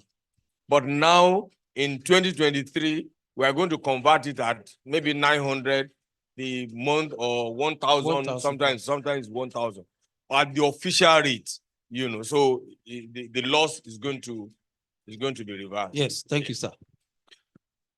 Yes, we had a Jubilee anniversary. Diamond Jubilee anniversary. And we spent 30.3 million.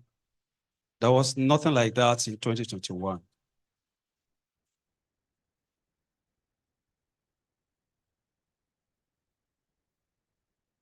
Then the next thing I want to talk about is the surplus. When you look at the surplus of that year, standing at 60.8 million, compared with the deficit of the previous year of 3 million, then you can know that this is a good performance.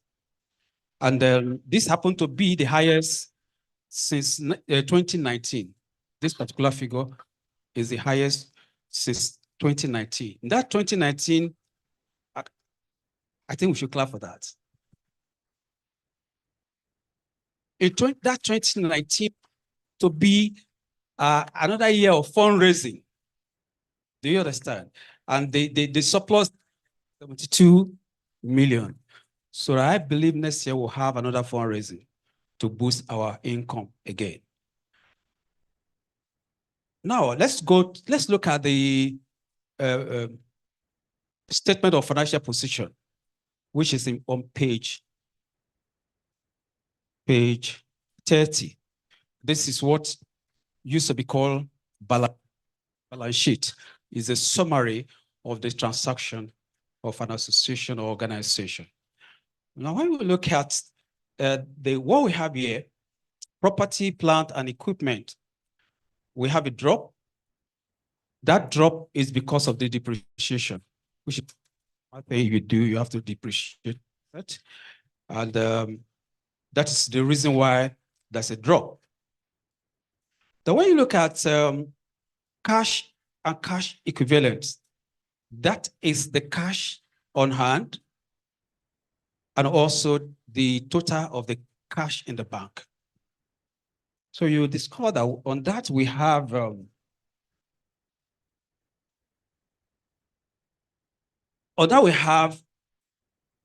an increase.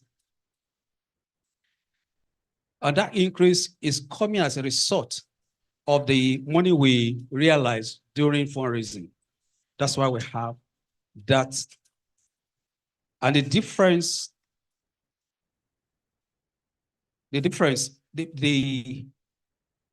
the percentage increase is 35% over the previous year. And the money we realized from the fundraising is actually accounting for that. Then when you look at another key thing there is to look at the receivables. Receivable means that what we are expecting from people, organizations. In year 2021, let's go to note 10 to actually get the true picture of the receivable. Note 10.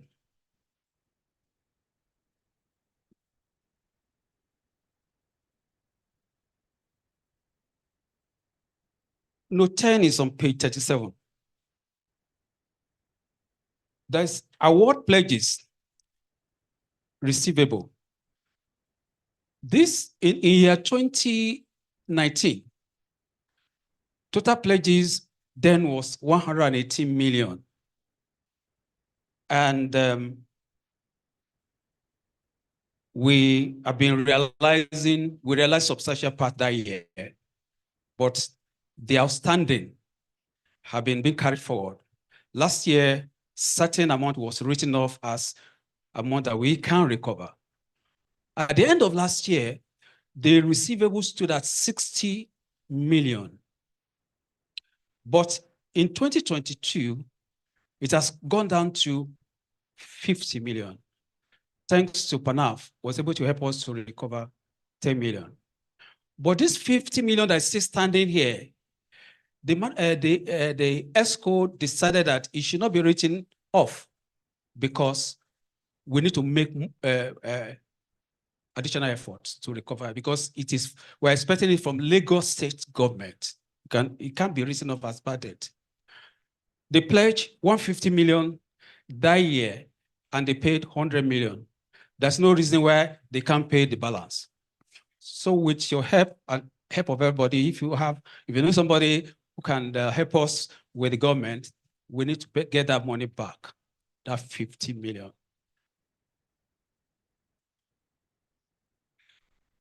So that is something that is worth noting. Let's go back to the balance sheet, which is the statement of financial position of page 30. The payables, that is what we are going to pay. At the end of the year, some bills are not settled and they have to be settled later. So the total we have here is 900,801 naira. Then let's go to members fund. Members fund actually increased by the exact amount surplus that we have this year. Added one. Then that's how we go down. The members fund will have jumped more than 1 billion naira because of the building that was donated, the bill that was given to the association. The accounts, we made a salvage value of 1 billion, but the auditor said no. They will not rely on that. They want the professional judgment on that building. Zenith will not give us the amount they spent on that building.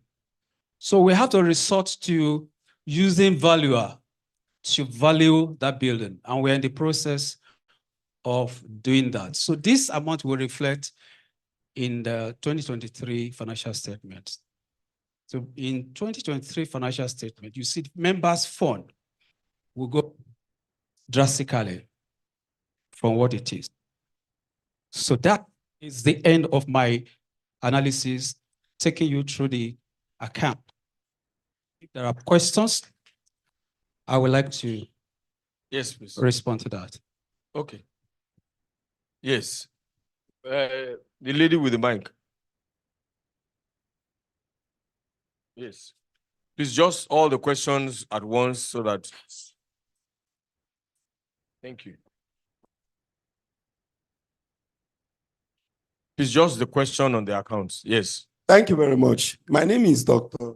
Oshadan Risheku, CAFCIB.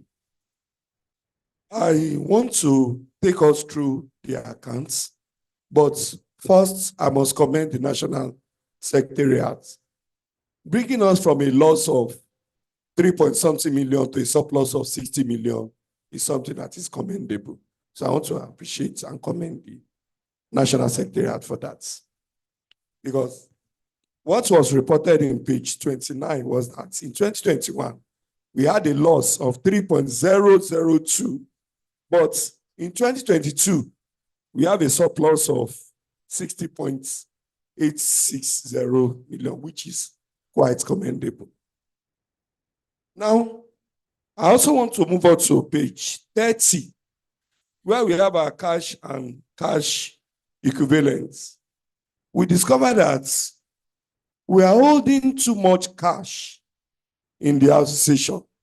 And in one of the reports, we indicated that majority of our investments are in fixed deposits.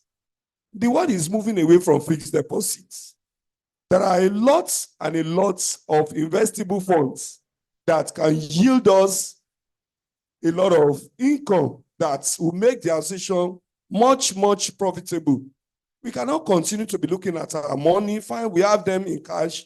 We cannot continue to be looking at those money without putting it into something that is very, very profitable. The treasurer will do well to at least look for more ways to invest our funds so that it can bring high yield for the association, so that our interest income can also be bigger than what it is. Thank you on that. Thank you. Then I also want to move us to towards the grand stroke subvention. If you look at the grand stroke subvention, we had 12.66 million rising from the 1-point-something million. It's a good thing to also give grants, but it must be backed up by what is bringing income to the association. So we need to do more on what we do as far as the grants are concerned. Then on the income, you have said that what's the major inputs into the income of 163 are the donations that we had. We can't continue to do launching every time, but there are ways in which we can attract a lot of alumni that can donate to the association, that can help the association to grow. And like our president has said, that in the future, we can look at a lot of branded shirts, a lot of branded materials that the association can sell or leverage on to get more money. And that's a very good one. So let's look at that so that we'll not just be looking at just the launching. Apart from the launching, we can bring in money in different ways and it will help the association to continue. I also observed that our investment is on this, our PPE, property, plant, and equipment, and the issue of land and the issue of landed properties that could increase. Apart from the revaluation on the Senate Bank building, there are some land matter, building matter that you can invest on, and it will definitely pay you back. I know an association that bought the land at Abuja at the rate of 65 million when they bought it. And the revaluation of that land now in Abuja is about 700. You can imagine from 65 million to 700 plus million. I want to believe that those are the investments that the association will undertake that will help the association to grow. So far, please, let's just take notes on those ones. But so far, the accounts are good to go. We just need to put in more effort and then we can easily move ahead. Once again, I'm Dr. Shadari Shekman, FCIBFC Treasurer, and the University of Lagos Alumni, Ogun State Branch. Thank you. Thank you. Thank you very much. I'm not sure.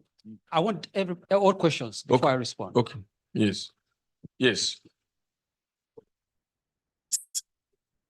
Sorry, my name is Ruth Malashuri, still standing on the existing protocol. And I just have 3 points to make here. Number one is dealing in FX. dealing in FX. Well, today the dollar is going up. We can be saying hallelujah. What happens if the FX decide to come down tomorrow? What will be our position? Are we permit? I mean, is it part of our... Something go kill man, I beg. Sir? Something go kill man. So I just want us to take note of that. But honestly, so let's... I mean, sometimes you have to take risks. Of course, I know. Of course, we're even living, being here today is a risk. So that is number one. And some people have better eyes than all of us.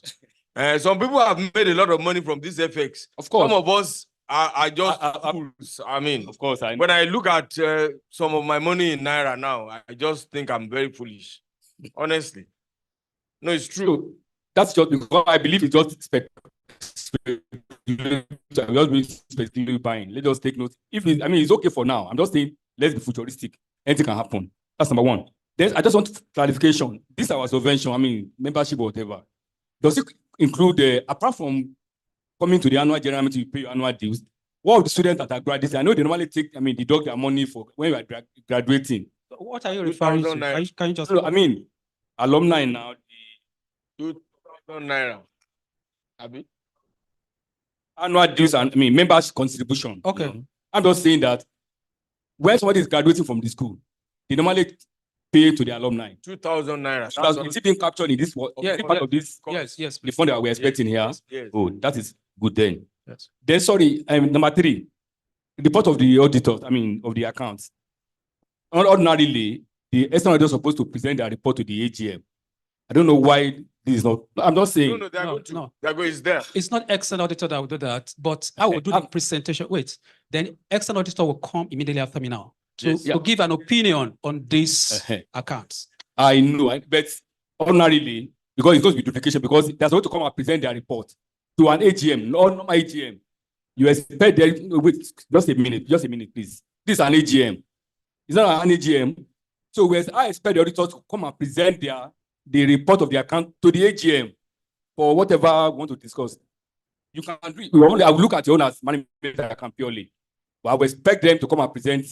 I think let's look at that angle. You can't go to an AGM and expect the CFO or ED Finance to be presenting the account to the AGM. He won't do that. It's not even allowed. They rely more on the auditor is supposed to present their report to the AGM. Thank you very much. All right, thank you. Okay. Baba, on the accounts. Okay. I would suggest I land there at say 50 million from Lagos State. Lagos State. I think the governor is an alumni. Yes, we will pursue him, sir. And also, I think the user, I'm sorry to say, the use of our able women in sourcing fund. Yes, is very good. You have able chief of staff. Thank you very much. Then I saw the names of those, the names of our members that have been elevated one way or the other. We have congratulated them. We have rejoiced with them. I think we can still put things to them. We shouldn't shy away from that. We should be able, maybe the president and some people can pay one or visit to some of them and then be able to push them. What are they doing for their alma mater? I think from there, if we have a project, we can push to them that this is a project we're embarking upon. We want their support, not until launching. Not until launching. Thank you very much. We have actually set up a committee to look into that. And in this coming year, you see, this year has been very traumatic for every Nigerian. You can't call people to come and donate money to you because of the rising exchange rate and fuel problem. Everybody is trying to, but we hope that by middle of next year, this will have calmed down. We're doing a roundtable of selected Nigerians that we want to call and plead with them and explain to them why they have to put money in the endowment. Look, there are so many people who pass on and they don't know what they do with their money. And the truth of the matter is that Harvard, Cambridge, and all of this, that's the money that they use. You know, imagine the percentage of money that goes to Emory University from Coca-Cola. You know, if we have somebody like that in Nigeria giving us, you know, and that money that we have in foreign exchange, me, I'm not going to say we should take it back. We are going to also attract foreign currency into that amount so that we can build it up too. I mean, when we want to buy, look at the equipment that they need to standardize the petroleum department, for instance. That money, those equipments are going to be bought with foreign exchange. We are not going to go and be converting money again. You know, if we have enough money in that month. And I take the point raised by the treasurer of the Ogun State branch very seriously, that we will put money in. I'm sure that the treasurer will explain that. Yes. In bonds and some other instruments as well. Yes. Let me just respond to the questions. First of all, I want to say that it's not the secretariat that handles the investment and all those things. We have finance committee made up of professionals that decide, look at the risk on the investment and take decision. But I've taken note of what you have said so far, especially in the area of land, when the NEC approves it. If the titles are good, it's a good area to go into because land does not depreciate, it appreciates all the time. So I hope you are listening to my response. You are not listening. Okay, then you talked about subvention. It's part of the reason why we're existing, to support the university. So that year that you saw 12 million vis-a-vis 1.9 million, the reason was that the university came to us that they wanted to host the games, and we gave them 10 million. I think I mentioned it in my analysis. We gave them 10 million to support that. That's a good gesture. As it comes, we will respond to their needs. Then you talked about approaches of getting our fund, that it shouldn't be limited to fundraising years only. Fine, we have taken note of that. In the finance committee, we will look into what you just, in fact, that is in the mind of the president, that we should not wait till the time of fundraising, or we should move around and get these donations from people. That is what we're going to do in year 2024. Then you talked about investment in land. I've already said about that. Then the FX fluctuation that you mentioned, definitely people are looking at the risk factor of every investment that we have. If it's to dispose, we do. If it's not the time to dispose, but the finance committee is on top of this situation. The presentation that it should be done by the external auditors. The external auditors did not prepare the management accounts, so they are not even in a better position to present it at JGM. I hope you are listening to me. It is the treasurer that prepares the account that is in a better position to answer every question. But the external auditor had gone through the books. They have taken their samples, and they are going to come and give their opinion on the samples they have taken, and then whether it shows true and fair view. So it is not the duty of the external auditor to present the account at AGM. Thank you very much. I think I've answered all the questions. Okay, may I please invite the external auditor to present his report? Oh, sorry, there's somebody online who has a question, Florence Okeke. Please put her on.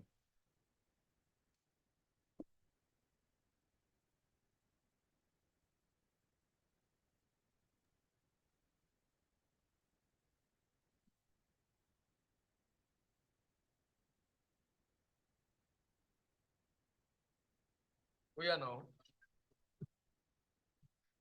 Can't hear her. Well, please go ahead.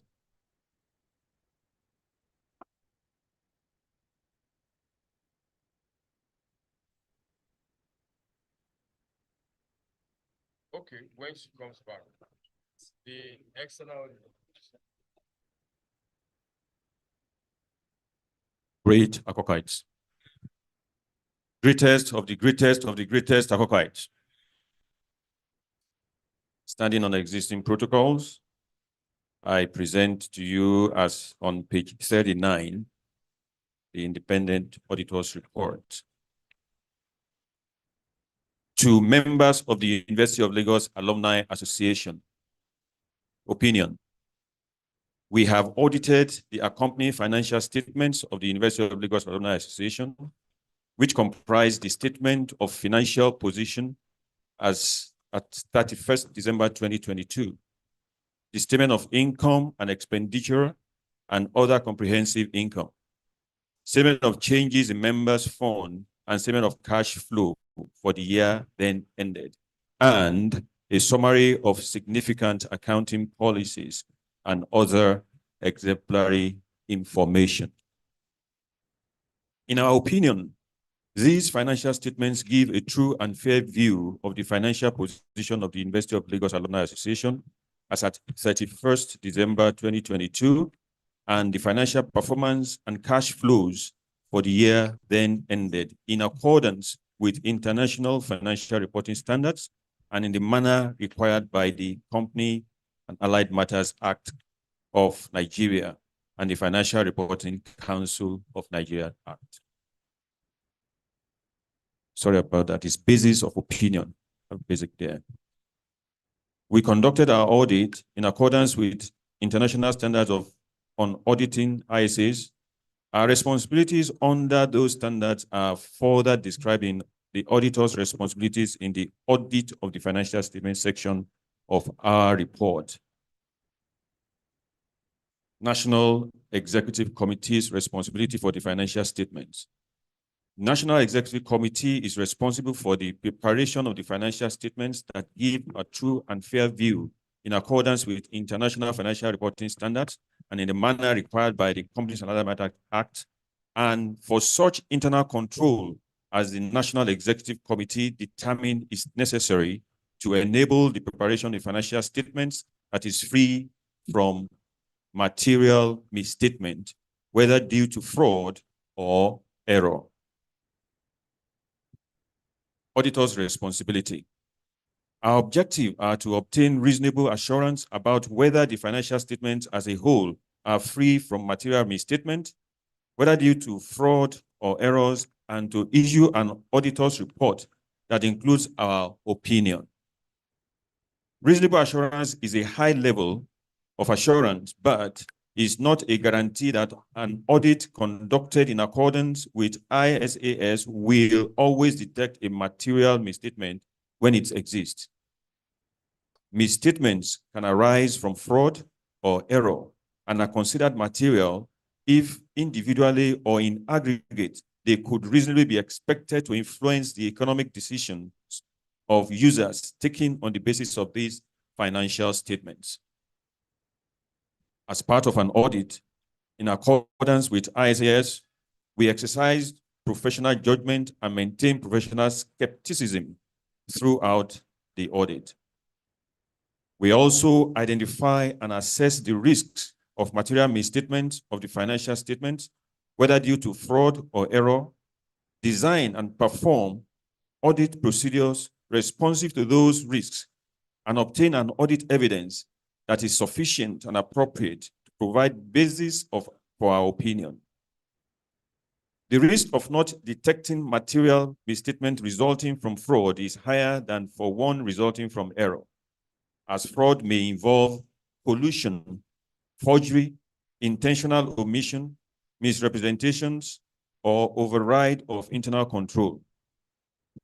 Number two, obtain an understanding of internal control relevant to the audit in order to design an audit procedures that are appropriate in the circumstances, but not for the purpose of expressing an opinion on the effectiveness of the Alumni Association internal control.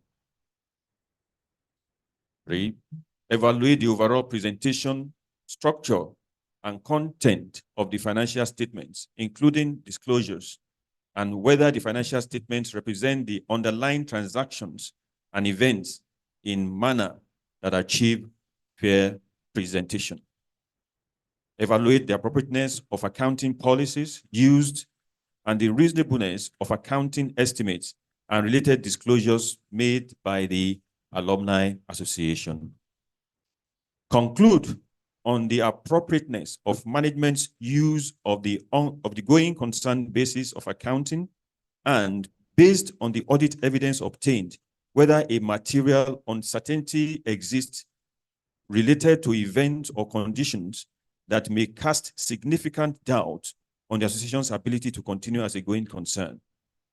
Our conclusions are based on the audit evidence obtained up to the date of our report.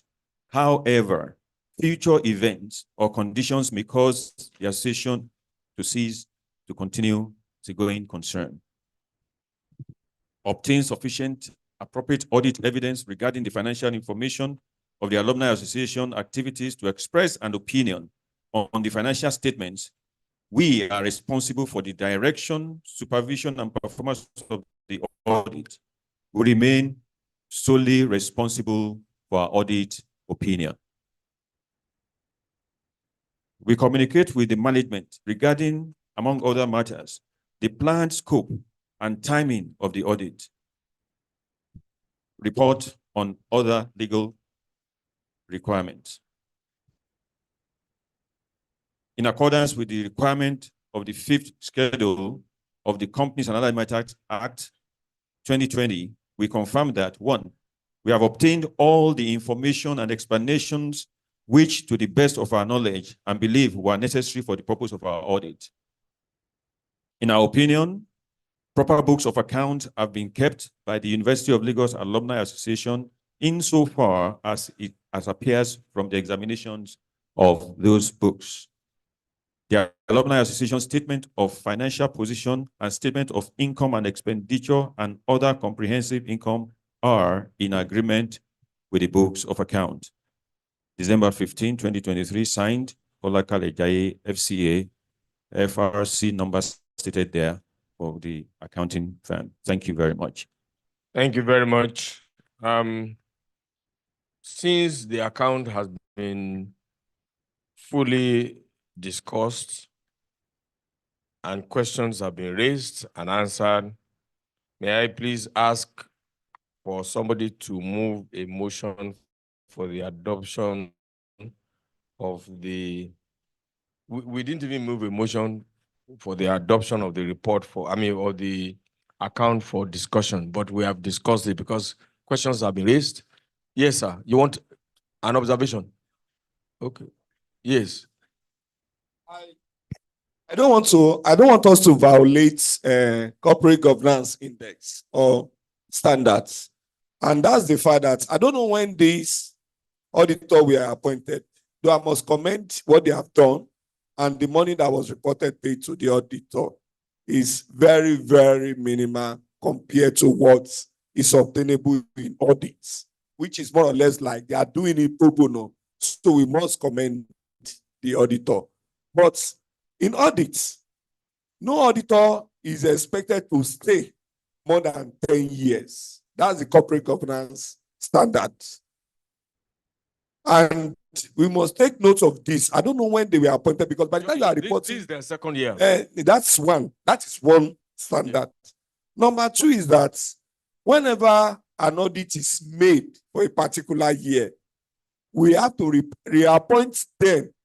They must signify the intention that they want to continue with the audit, and it will be brought to the AGM that the auditor having signified intention that they are going to continue with the audit will need to be reappointed, and the whole member will say, yes, go ahead until those 10 years are exhausted. So we need to take note of all this. We do so it that every when we report to Financial Reporting Council, they will not sanction us that they have violated standards. I think we did that last year. So it must be done this year too. Yes. Mr. President, sir, I still stand on what I said earlier on. Unless, because we are talking about corporate governance there. Go to page 27 of this account. If we look at the items that were listed there, it said accounting policy, then the third one, report of the auditors. And I take that to be the external auditors. And that's why for corporate governance, at board meetings, at AGMs, it is the role of the auditor to present the account to the AGM for approval. That's one. Two, say this was just an account for the year ended whatever. Let us put it audited account so that we know that this account has been audited. Thank you very much. Okay. Yeah. Good evening, President, NEC, leaders in the House, ladies and gentlemen, all other protocol and accurately observed, Rasuta with the Financial Secretary. So I want to commend the efforts and all commentators. I want to quickly say that accounts that we're talking about is actually called financial statements, and it is normally anywhere around the world prepared and presented. Those two words go together, preparation and presentation by the accountant of an organization, not external auditors. And therefore, that is what we've been doing, and that is what we did today. No, sir. Let me say, financial statements will be prepared by the accountant, which is part of management of the organization, but reports on it will be presented by external auditor. That. I don't know whether you're an accountant, sir, but that man is an accountant. We have more than 5 FCA in the system, sir. Thank you, sir. I'm one. One is there. Another one is there. That man is one. Okay, sir.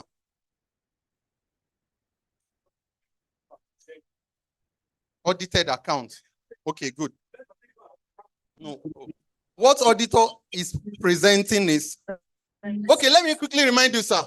If you look at definition of auditing, sir, it is not to prepare account or present accounts. It is to report on accounts.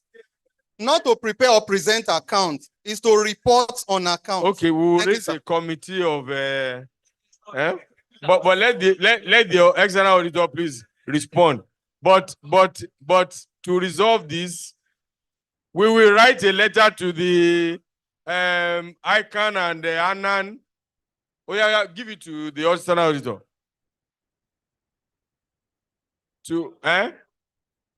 Or to FRC, Financial Reporting Council. With all sense of responsibility, please. With all sense I of want us to be out of here in the next 15 minutes. Please. Thank you, sir. Please. I wish to state that, just as has been said there, the account is prepared by an organization. And you can imagine takes about 12 months, yes, for documents to be done and whatever, and the account is prepared. What is expected of an auditor, with the little knowledge that I have, is to review that process, get information as to what they do, how they do what they do, and whatever, and confirm that those things they stated they were doing has been confirmed, right? The auditor is not expected to look at every kobo, every pence of whatever is expended. The treasurer or the financial person that is in an organization is in a position to explain details. What the auditor owes that body, because the financial statement belongs to the organization, is just 2 or 3 pages stating whatever he has done and agreeing or disagreeing with what has been done. The auditor does not go into every other thing. And like I said, with all sense of responsibility, I know many of us are. I belong to audit committees of blue chip companies. And this is what happens. So we're not doing anything different. Thank you very much. We will make further clarification.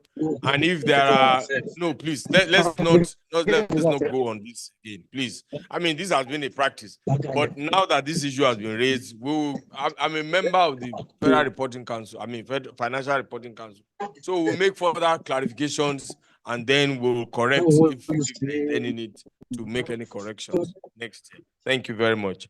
So like I said, I mean, if there are no other issues concerning the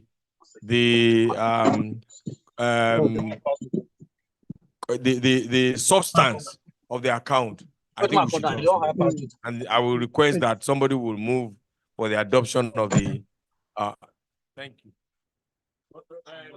There's somebody behind you. Oh, yeah. Hi, Oshadari Shegun Anthony, FCA, FCIB. do hereby move that the accounts presented by the treasurer, in which the auditor has given a true and fair view of it, should be adopted for the year. Thank you.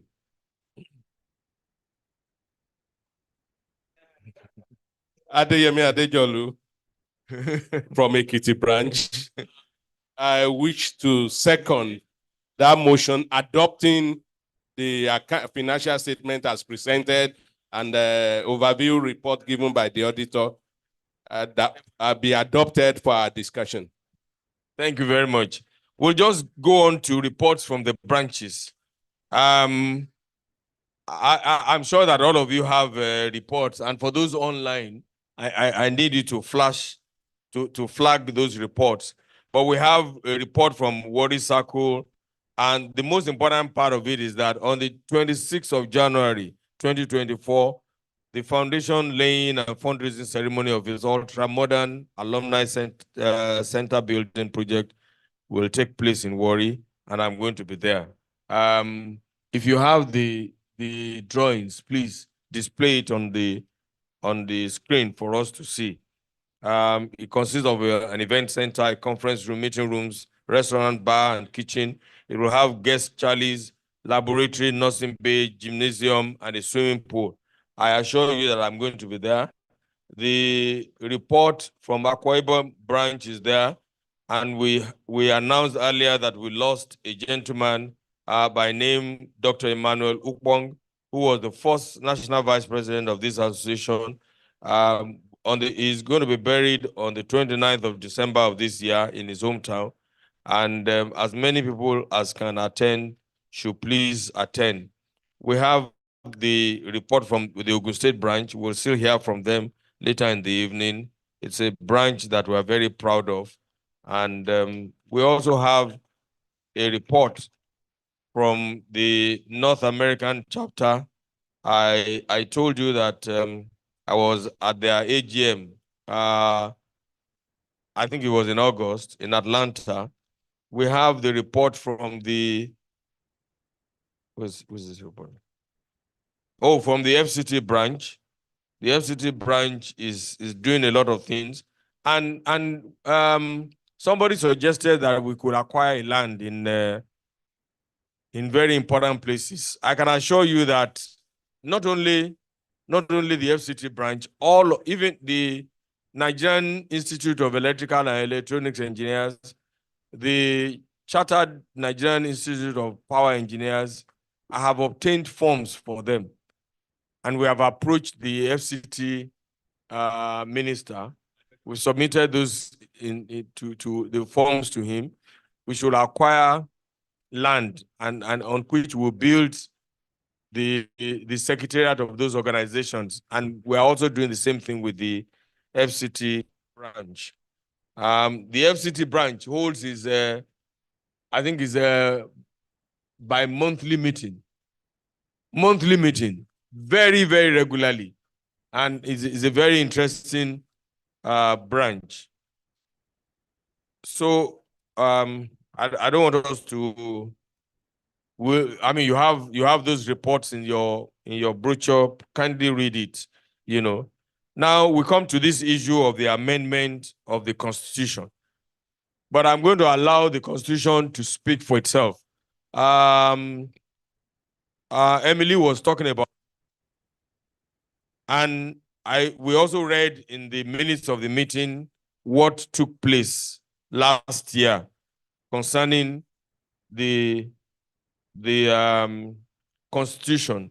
And what was suggested was that the Constitution, that the Constitution Review Committee was put in place, and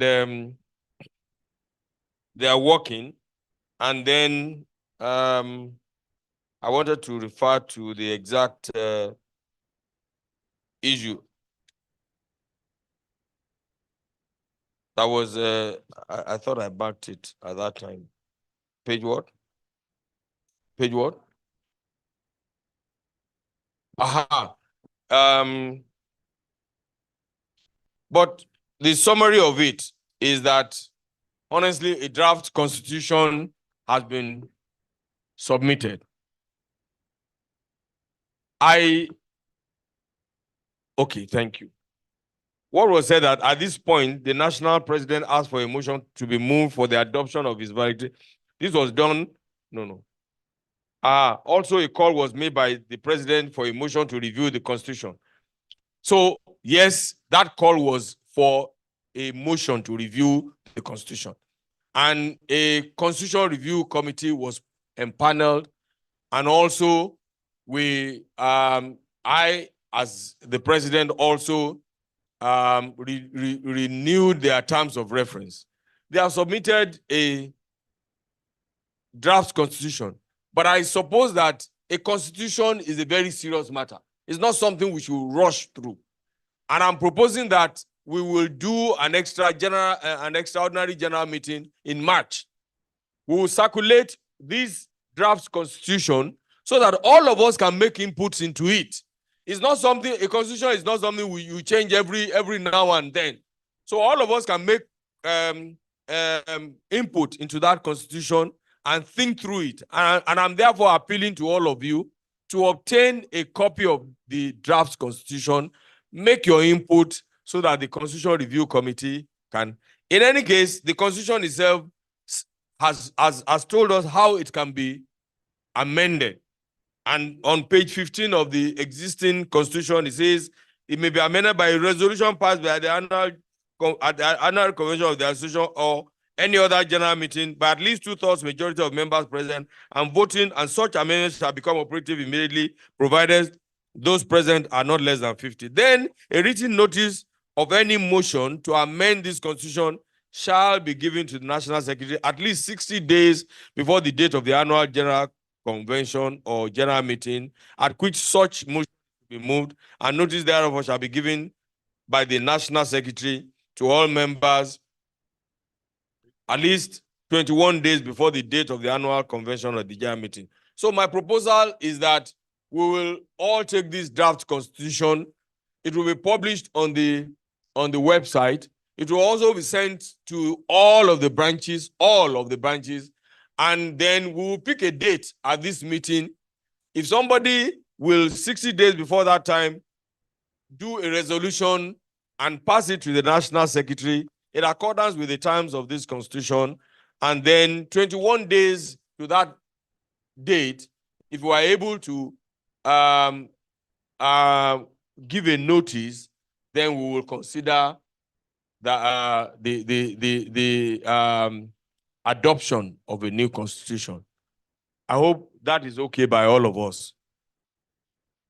Yes, sir. We are reviewing. We are reviewing. There will be sections, not every paragraph. Yes. Not every section. Yeah, yes, sir. We will, in fact, what I have instructed them to do is to say that all of those amendments must be marked in red or at least in a different color, so that when you are comparing notes, you will see the differences. Yes. So anybody suggesting an amendment to a section, that section should be there, and the amendment you are proposing should be there. Exactly. So that we know, not exactly. that we are changing this. There should be reason for it. So it's an amendment can be the whole or part or a section, but at least we will see that this term is being changed, this one is being changed, and then we'll be able to compare. And unfortunately, most of the telephones, so we will try and send it by email to the branches, because when we send it by email, you can put colors in it. Most of these our telephones don't have that facility, so we will not be able to compare and contrast. But we'll send it by email to the branches, and it will be the responsibility of the branches to circulate the draft constitution and even set up committees to discuss it. I mean, these issues are very germane and very important to the progress of our association. So if we all agree, yes, sir.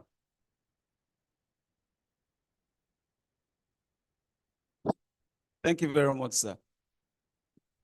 I'm asking this particular question because of the fact that I was part of the Constitutional Review Committee pre the 2018 AGM. What actually led now to the crisis then was because of the fact that by the time we were doing the reviewing of the existing constitution, and that document was brought in from nowhere. And that was what actually created the problem, even within the review committee itself. Because we were asking, which one are we reviewing? Because we had already, operational constitution then. But something, of course, now was brought, of course, now behind the scene. Shonobi, of course, now was part of the team. That was what created the problem. But to my surprise, the one, of course, now the president was, making reference to, I've gotten it, I've gone through it, and there's no way, of course, I could relate it, of course, now to the one we are trying to amend the other time, which means that something, of course, must have happened between 2018 and now. So I want to ask, which one are we reviewing? Okay, we are reviewing the one that has been filed at the CAC. Yes. So, however, it was filed. This is our opportunity to do and undo whatever. It is our opportunity, and we must take this opportunity now. Whatever it is, whatever mistake that was made in the past, we have to live with it. We have all come together now. It is our document, and so whatever document we bring out from the CAC, I think what we should do, even if we have to, that's why I said it can be in part, it can be in whole. Even if we have to tear the whole thing down, sir, let us tear it down. Let us see the position. Let the branches, even class sets, form their association. Look, we have even like who was the person who raised an issue that this should not be an end by itself? You raised the issue, and somebody else, I think Mr. Olashore, also raised the issue that the fact that we are together is not an end by itself. It is the beginning of a new process. So whatever we have now, when we can mend that bottle together, I think we'll be stronger. We have all learned from our mistakes. Some of you must be in that constitutional review committee so that you can lend us your expertise and your experience. If we don't, Yoruba ni ti ọmọdé bá ṣubú, awowaju, tagbalagba bá ṣubú awenwo. When a young child falls down, he will look in front because he will be expecting his parents to lift him up. But when an old man falls down, he will look back because he wants to see what tripped him, what made him to fall down, so that he will not fall into the same error in future. So we are going to look back and see all of those things, and then we are going to take look, we have professors here. We shouldn't even talk about the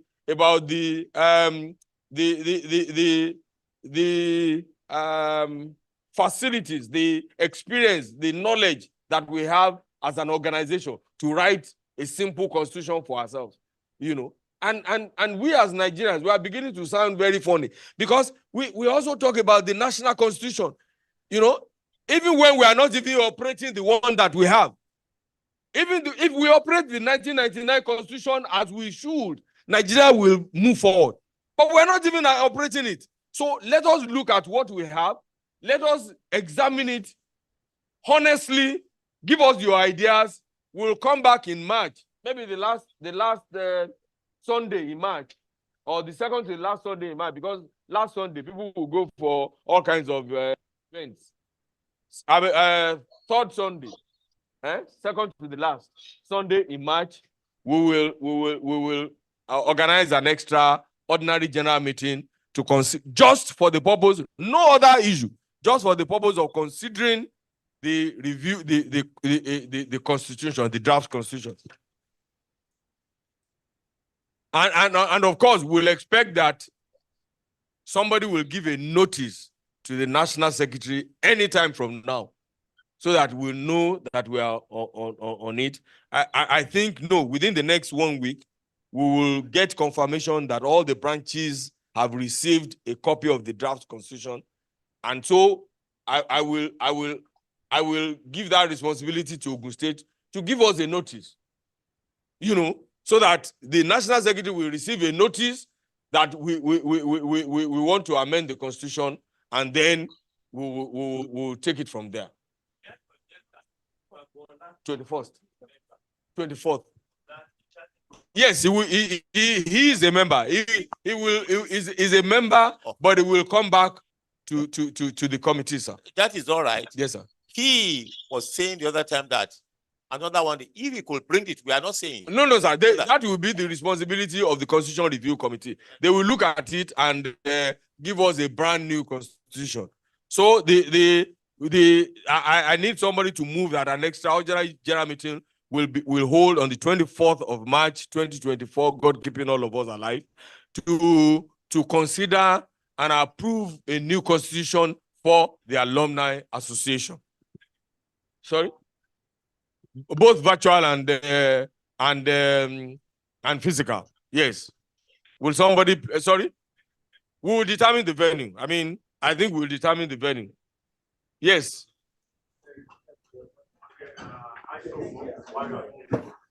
Mr. Bayo Adeneko has moved that on the Adeneko. There should be a constitutional review committee set up to review the constitution in line with the dictates. An extra, will be held on the 24th of March to consider and approve a new constitution for as submitted by the Constitutional Review Committee. Yes, please. Thank you very much. Thank you. God bless you. So we'll move on to any other business. Any other business? Under any other business? Under any other business? Yes. So sorry, we have not reappointed the auditor. Okay. And we must do Yes, that. the auditor must signify his intention. Where is the auditor? No, they can communicate that to you, sir. Okay, all right. It's you that will now present it to the House for the House ratification. All right, okay. We'll do that. So you will present it to us Under any and then the House. Okay.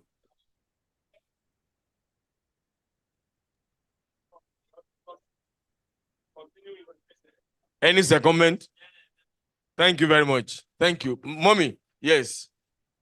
Please, microphone to mommy.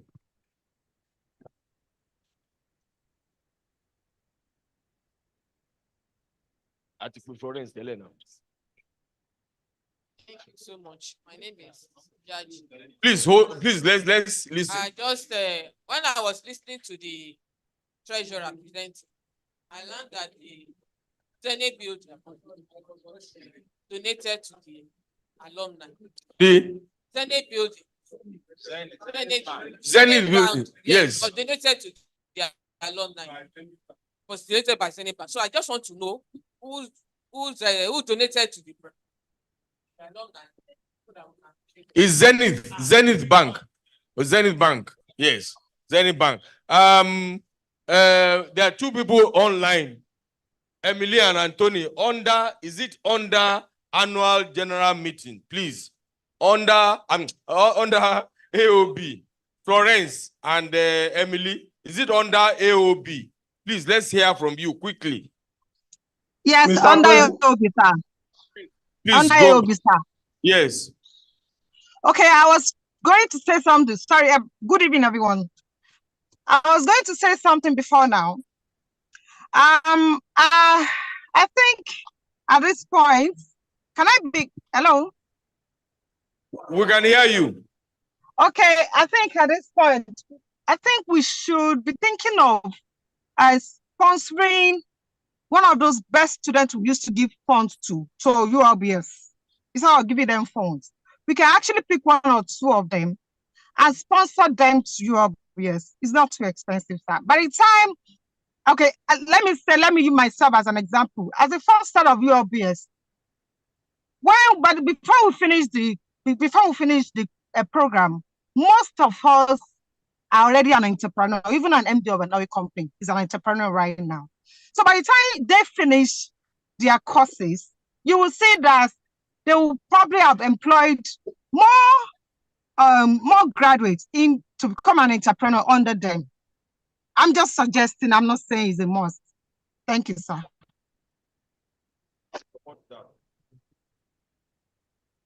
Emily? My president, I greet you and the whole house.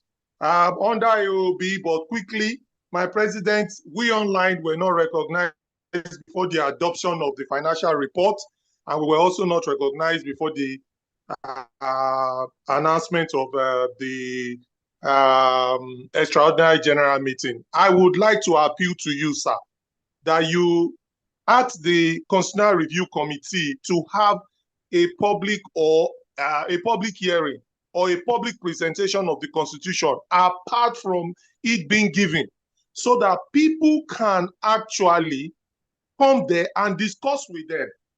It can also be virtual, so that on the day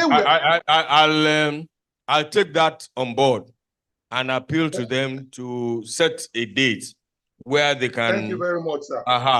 But it's not very correct to say that we didn't recognize people online.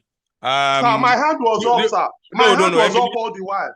No, unfortunately, I didn't see your hand because I have my own screen too. And the only sir, person, my hand was up all the while. I wanted to the say only something person on who the raised financial. the hand. Let me respond. The only person who raised his hand was Florence, and we allowed her to come in, and we couldn't hear what she was saying. And I was there. I was the second person with Unfortunately, I apologize. I didn't see it, but now okay, you have been given a chance to speak. We have sir, no can reason. I speak after the financial has been adopted, sir? Am I allowed? No, of course. Unfortunately, it is still. But if you have any observation, please send it to me. I'm just going to talk on my AOB, sir. I'm just going to talk on my AOB, sir.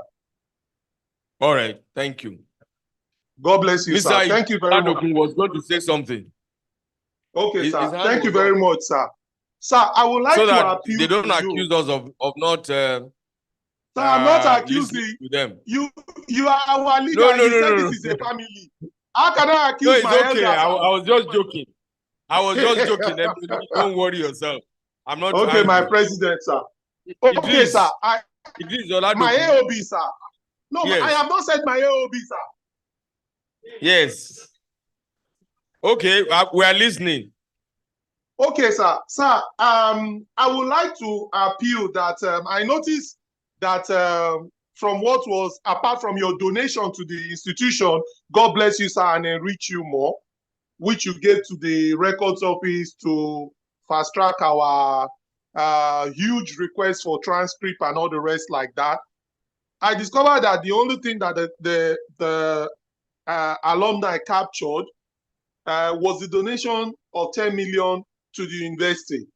And I know your intention, I know you have shared a lot of your vision with us.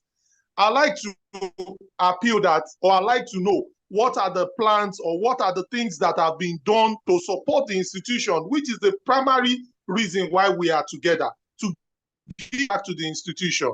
And why we are investing so much, or we are keeping so much money in the bank, the institution has been crying and calling for needs and support and all the rest like that. Like my faculty, for example, Faculty of Arts Alumni Association, which, I mean, we just renovated the entire classroom in the Faculty of Arts. We renovated all the fans, all the lights to support the faculty.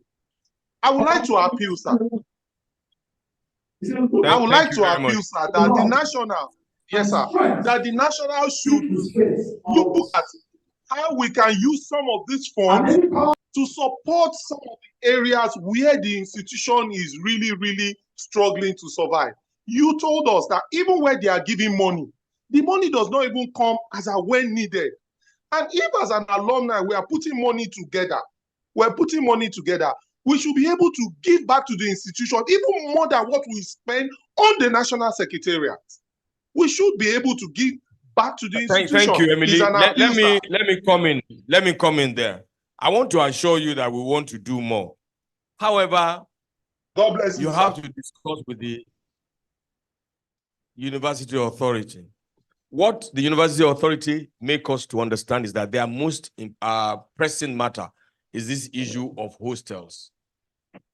And we have set up a committee in which even members of the university are on them. some wives of governors, some past governors are on that committee. It's a lot of fund that is required to build any hostel now. They have given us a land and we are going to build that hostel by God's grace.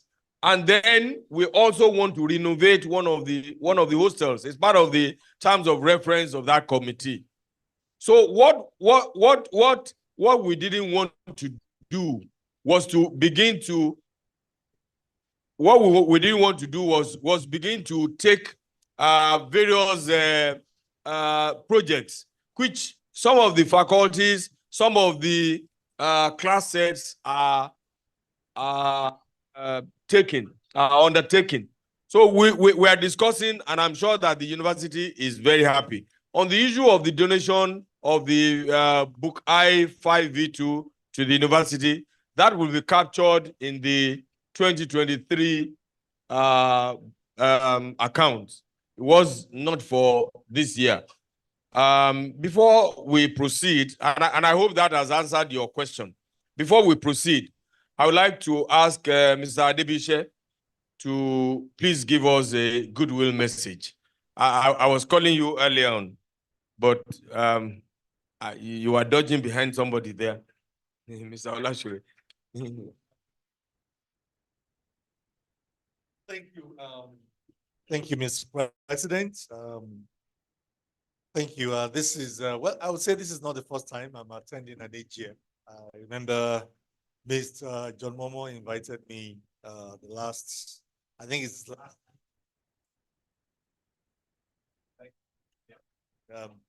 Going by the deliberation, I believe that these are new days ahead for the association under the new leadership. I really, really wish our executive committee all the best as we move on. And I also want to thank the finance committee for an invitation to me to join the committee.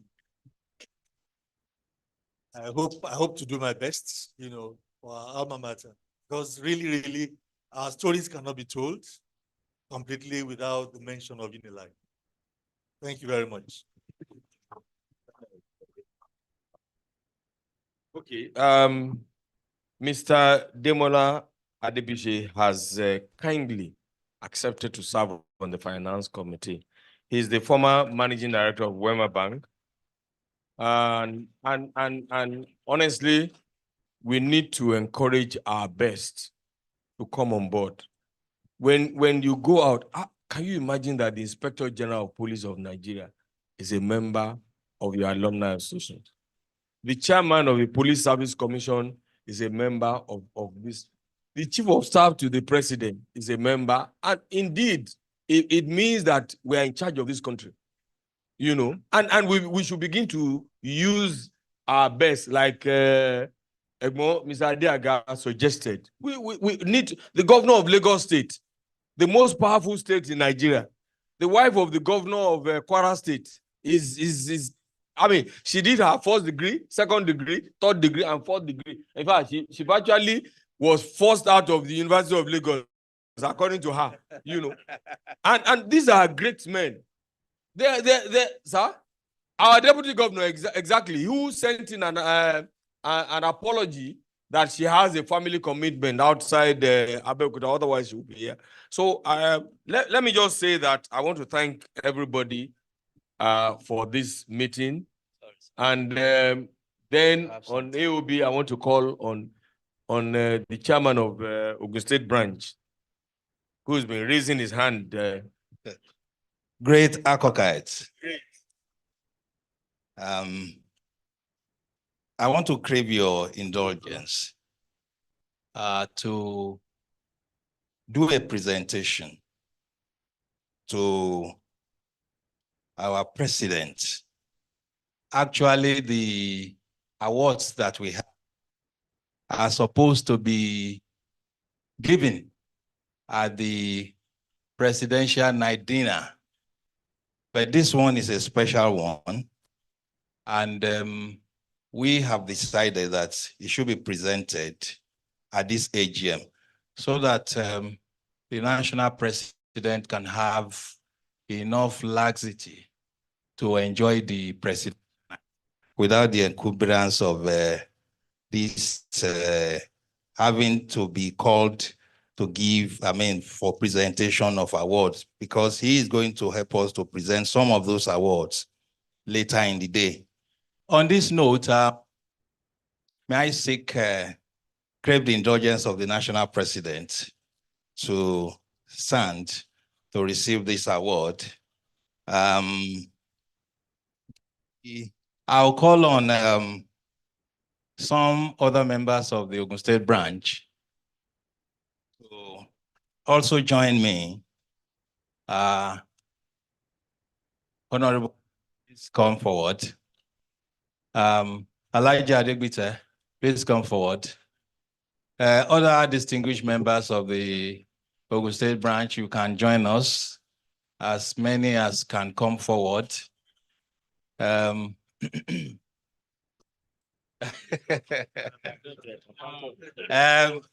worry, we'll present it. It's not, all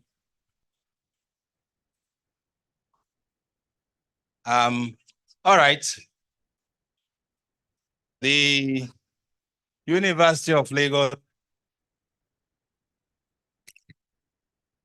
present this award of Icon of Peace to Engineer Ifeoluwa Oyedele, Doctor Engineering, FNSC, and so on and so forth, President worldwide, in recognition of his outstanding contributions to the growth and development of the Alumni Association, dated this 17th day, December 2023. Congratulations, sir.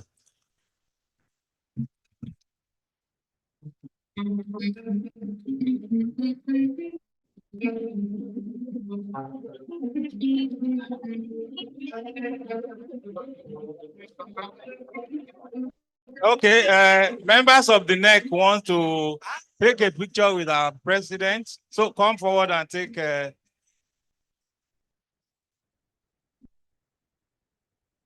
members of the NEC, please.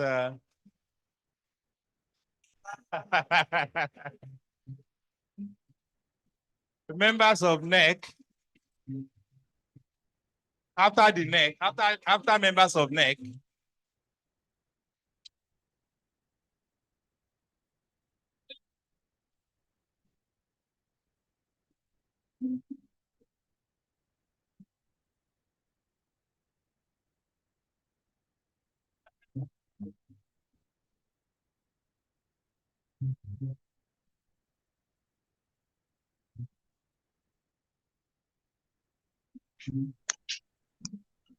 Jọ̀wọ́ bàbá Elédùmarè, ọba rere wá gbọ́. Jọ̀wọ́ bàbá Elédùmarè, ọba rere wá gbọ́. Ọmọ àtàtà. Lagos State branch members. Lagos State branch members.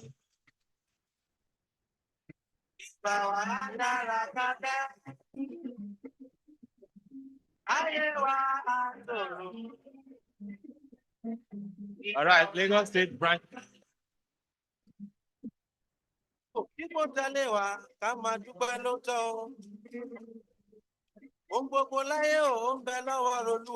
Okay, okay. After this, all branch chairmen present, all branch chairmen present should also join the national president. All branch chairmen. I don't want anybody. I don't want anybody to leave because I need to respond. If you give me an award, I must respond, please. So I will respond. I will respond. Okay. While you are taking the pictures. It's okay. I want to thank all of you, the Ogun State branch, for this award. You know, this year has been a wonderful year for me. And I cannot count how many awards that I have received, including last when I received the Doctor of Engineering from Achievers University. What I told people, and it's true, I have seen the Pro-Chancellor of Achievers University only 3 times in my life before that date. Only 3 times before I got an email that he was giving me an award. But you see, this award means a lot to me. This award means a lot to me. And I'm dedicating it to every member of the Ogun State branch. The reason is this. The reason is this. If you didn't listen to me, we will not be in Abeokuta today. And I know what it means to be able to embrace peace, especially when you think, like many of us, that you are right. When you think that you are standing on the truth and on justice. So I want to thank you very much. And I pray that ilé òní ní yín lára o. Ọ̀nà òní nà yín o. Màmá rí yín bá. Iwájú lọ̀pá ẹ̀bì tí ń rí sí, iwájú lẹ máa lọ. Mo gba àdúrà kan níjọ́ yẹn. Àdúrà yẹn ni pé gbogbo nǹkan tó ti ṣòro ṣe nínú ayé yín. Nítorí pé ẹ di òpó Ọlọ́run mú. Nítorí pé ẹ ń wá àlàáfíà fún Alumni Association. Gbogbo nǹkan tí ọwọ́ yín ò tó, tí agbára yín ò tó, tí owó yín ò tó, tí connection yín ò tó, mo ń pa láṣẹ ni mi ò dá lábàá láti òní lọ. Kí ọdún yìí tó kọjá, kí ọdún yìí tó lọ, gbogbo ẹ̀ ló máa tẹ̀yìn lọ́wọ́ ní kọ̀ọ̀kan. Ṣé mọ̀ pé àwọn kankan wà tó yẹ pé ó máa jẹ́ ìṣòro lé ayé àwọn ènìyàn tó jẹ́ pé ẹ tiẹ̀ lè sọ fún ìyàwó pàápàá. Mo dúró lórí òpó ti Jésù tí mo mọ̀ nìyẹn o, lórí àpáta. Mo dẹ̀ pa á láṣẹ ni. Gbogbo irú àwọn nǹkan bẹ́ẹ̀ nínú ayé ẹnìkọ̀ọ̀kan wa tí ẹ share pẹ̀lú ẹlòmíì, tí owó yín ò tó, tí ẹ mọ̀ pé owó yín ò lè tó, agbára yín ò tó, connection yín ò tó, ṣùgbọ́n tó ń jó yín lọ́kàn ní agbára Ọlọ́run tó dá ayé àti ọ̀run, gbogbo ẹ̀ ló máa ṣe é ṣe fún yín. Ẹ wá ní fi àìsàn ló gbà o. Ẹ dẹ̀ ní fi ìgbà lo àìsàn. Àmín. Bí àìsàn ṣe lè kéré tó, ilé tí agbára Ọlọ́run ò tó ní. Kò sí kankan lọ́wọ́ yín. Bẹ́ẹ̀ ṣe ń dúró ti University of Lagos, Ọlọ́run á máa dúró tì yín. Bíbélì sọ pé Olúwa wọn dàbí òkè Síónì tí a kò lè ṣí ní ìdí, ṣùgbọ́n bí kò ṣe pé ẹ má bínú ọmọ mọ̀ kí gbogbo àwọn ṣe Christian nù. Ṣùgbọ́n mò ń quote Old Testament ni, kò sí ìkọ́nú wa tí ò sí nu, gbogbo ẹ̀ ló wà nú Quran. Mo dẹ̀ ka Quran débì kan náà. Ọlọ́run á yí gbogbo yín ká gẹ́gẹ́ bí òkè Síónì tí a kò lè ṣí ní ìdí. Ẹ ṣé, mo dúpẹ́ gan ni o. Thank you very much. Please, can somebody move a motion for the adjournment of the meeting? Light of I, Dr. Officer Light of Lagos State branch. You move a motion. Yeah? Closing prayer. Seconded by Bashir Jimo from Lagos. I seconded by Bolunati.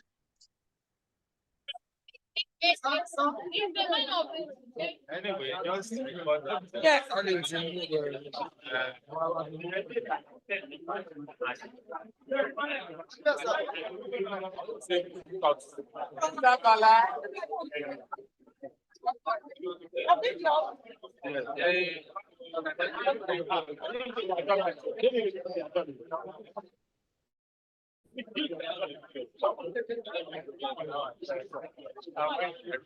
Thank you.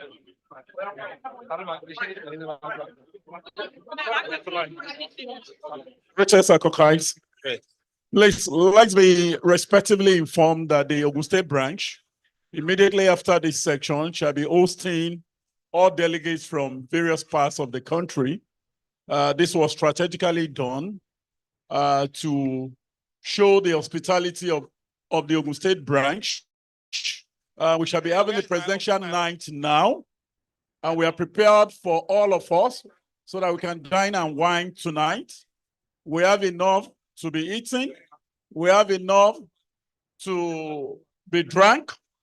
And so what we just need from you is to get seated, get ready, and while we just have fun. Thank you. Be informed that immediately after this, we shall be having the presidential and award night. The same place, the same hall. Yes. Yes, sir. Yeah, this place, sir. We are going to rearrange. Yes, sir. It's going to take place here. It's going to take place here. We just do some rearrangements. The presidential and award night will take place here, same venue, where we do the arrangement.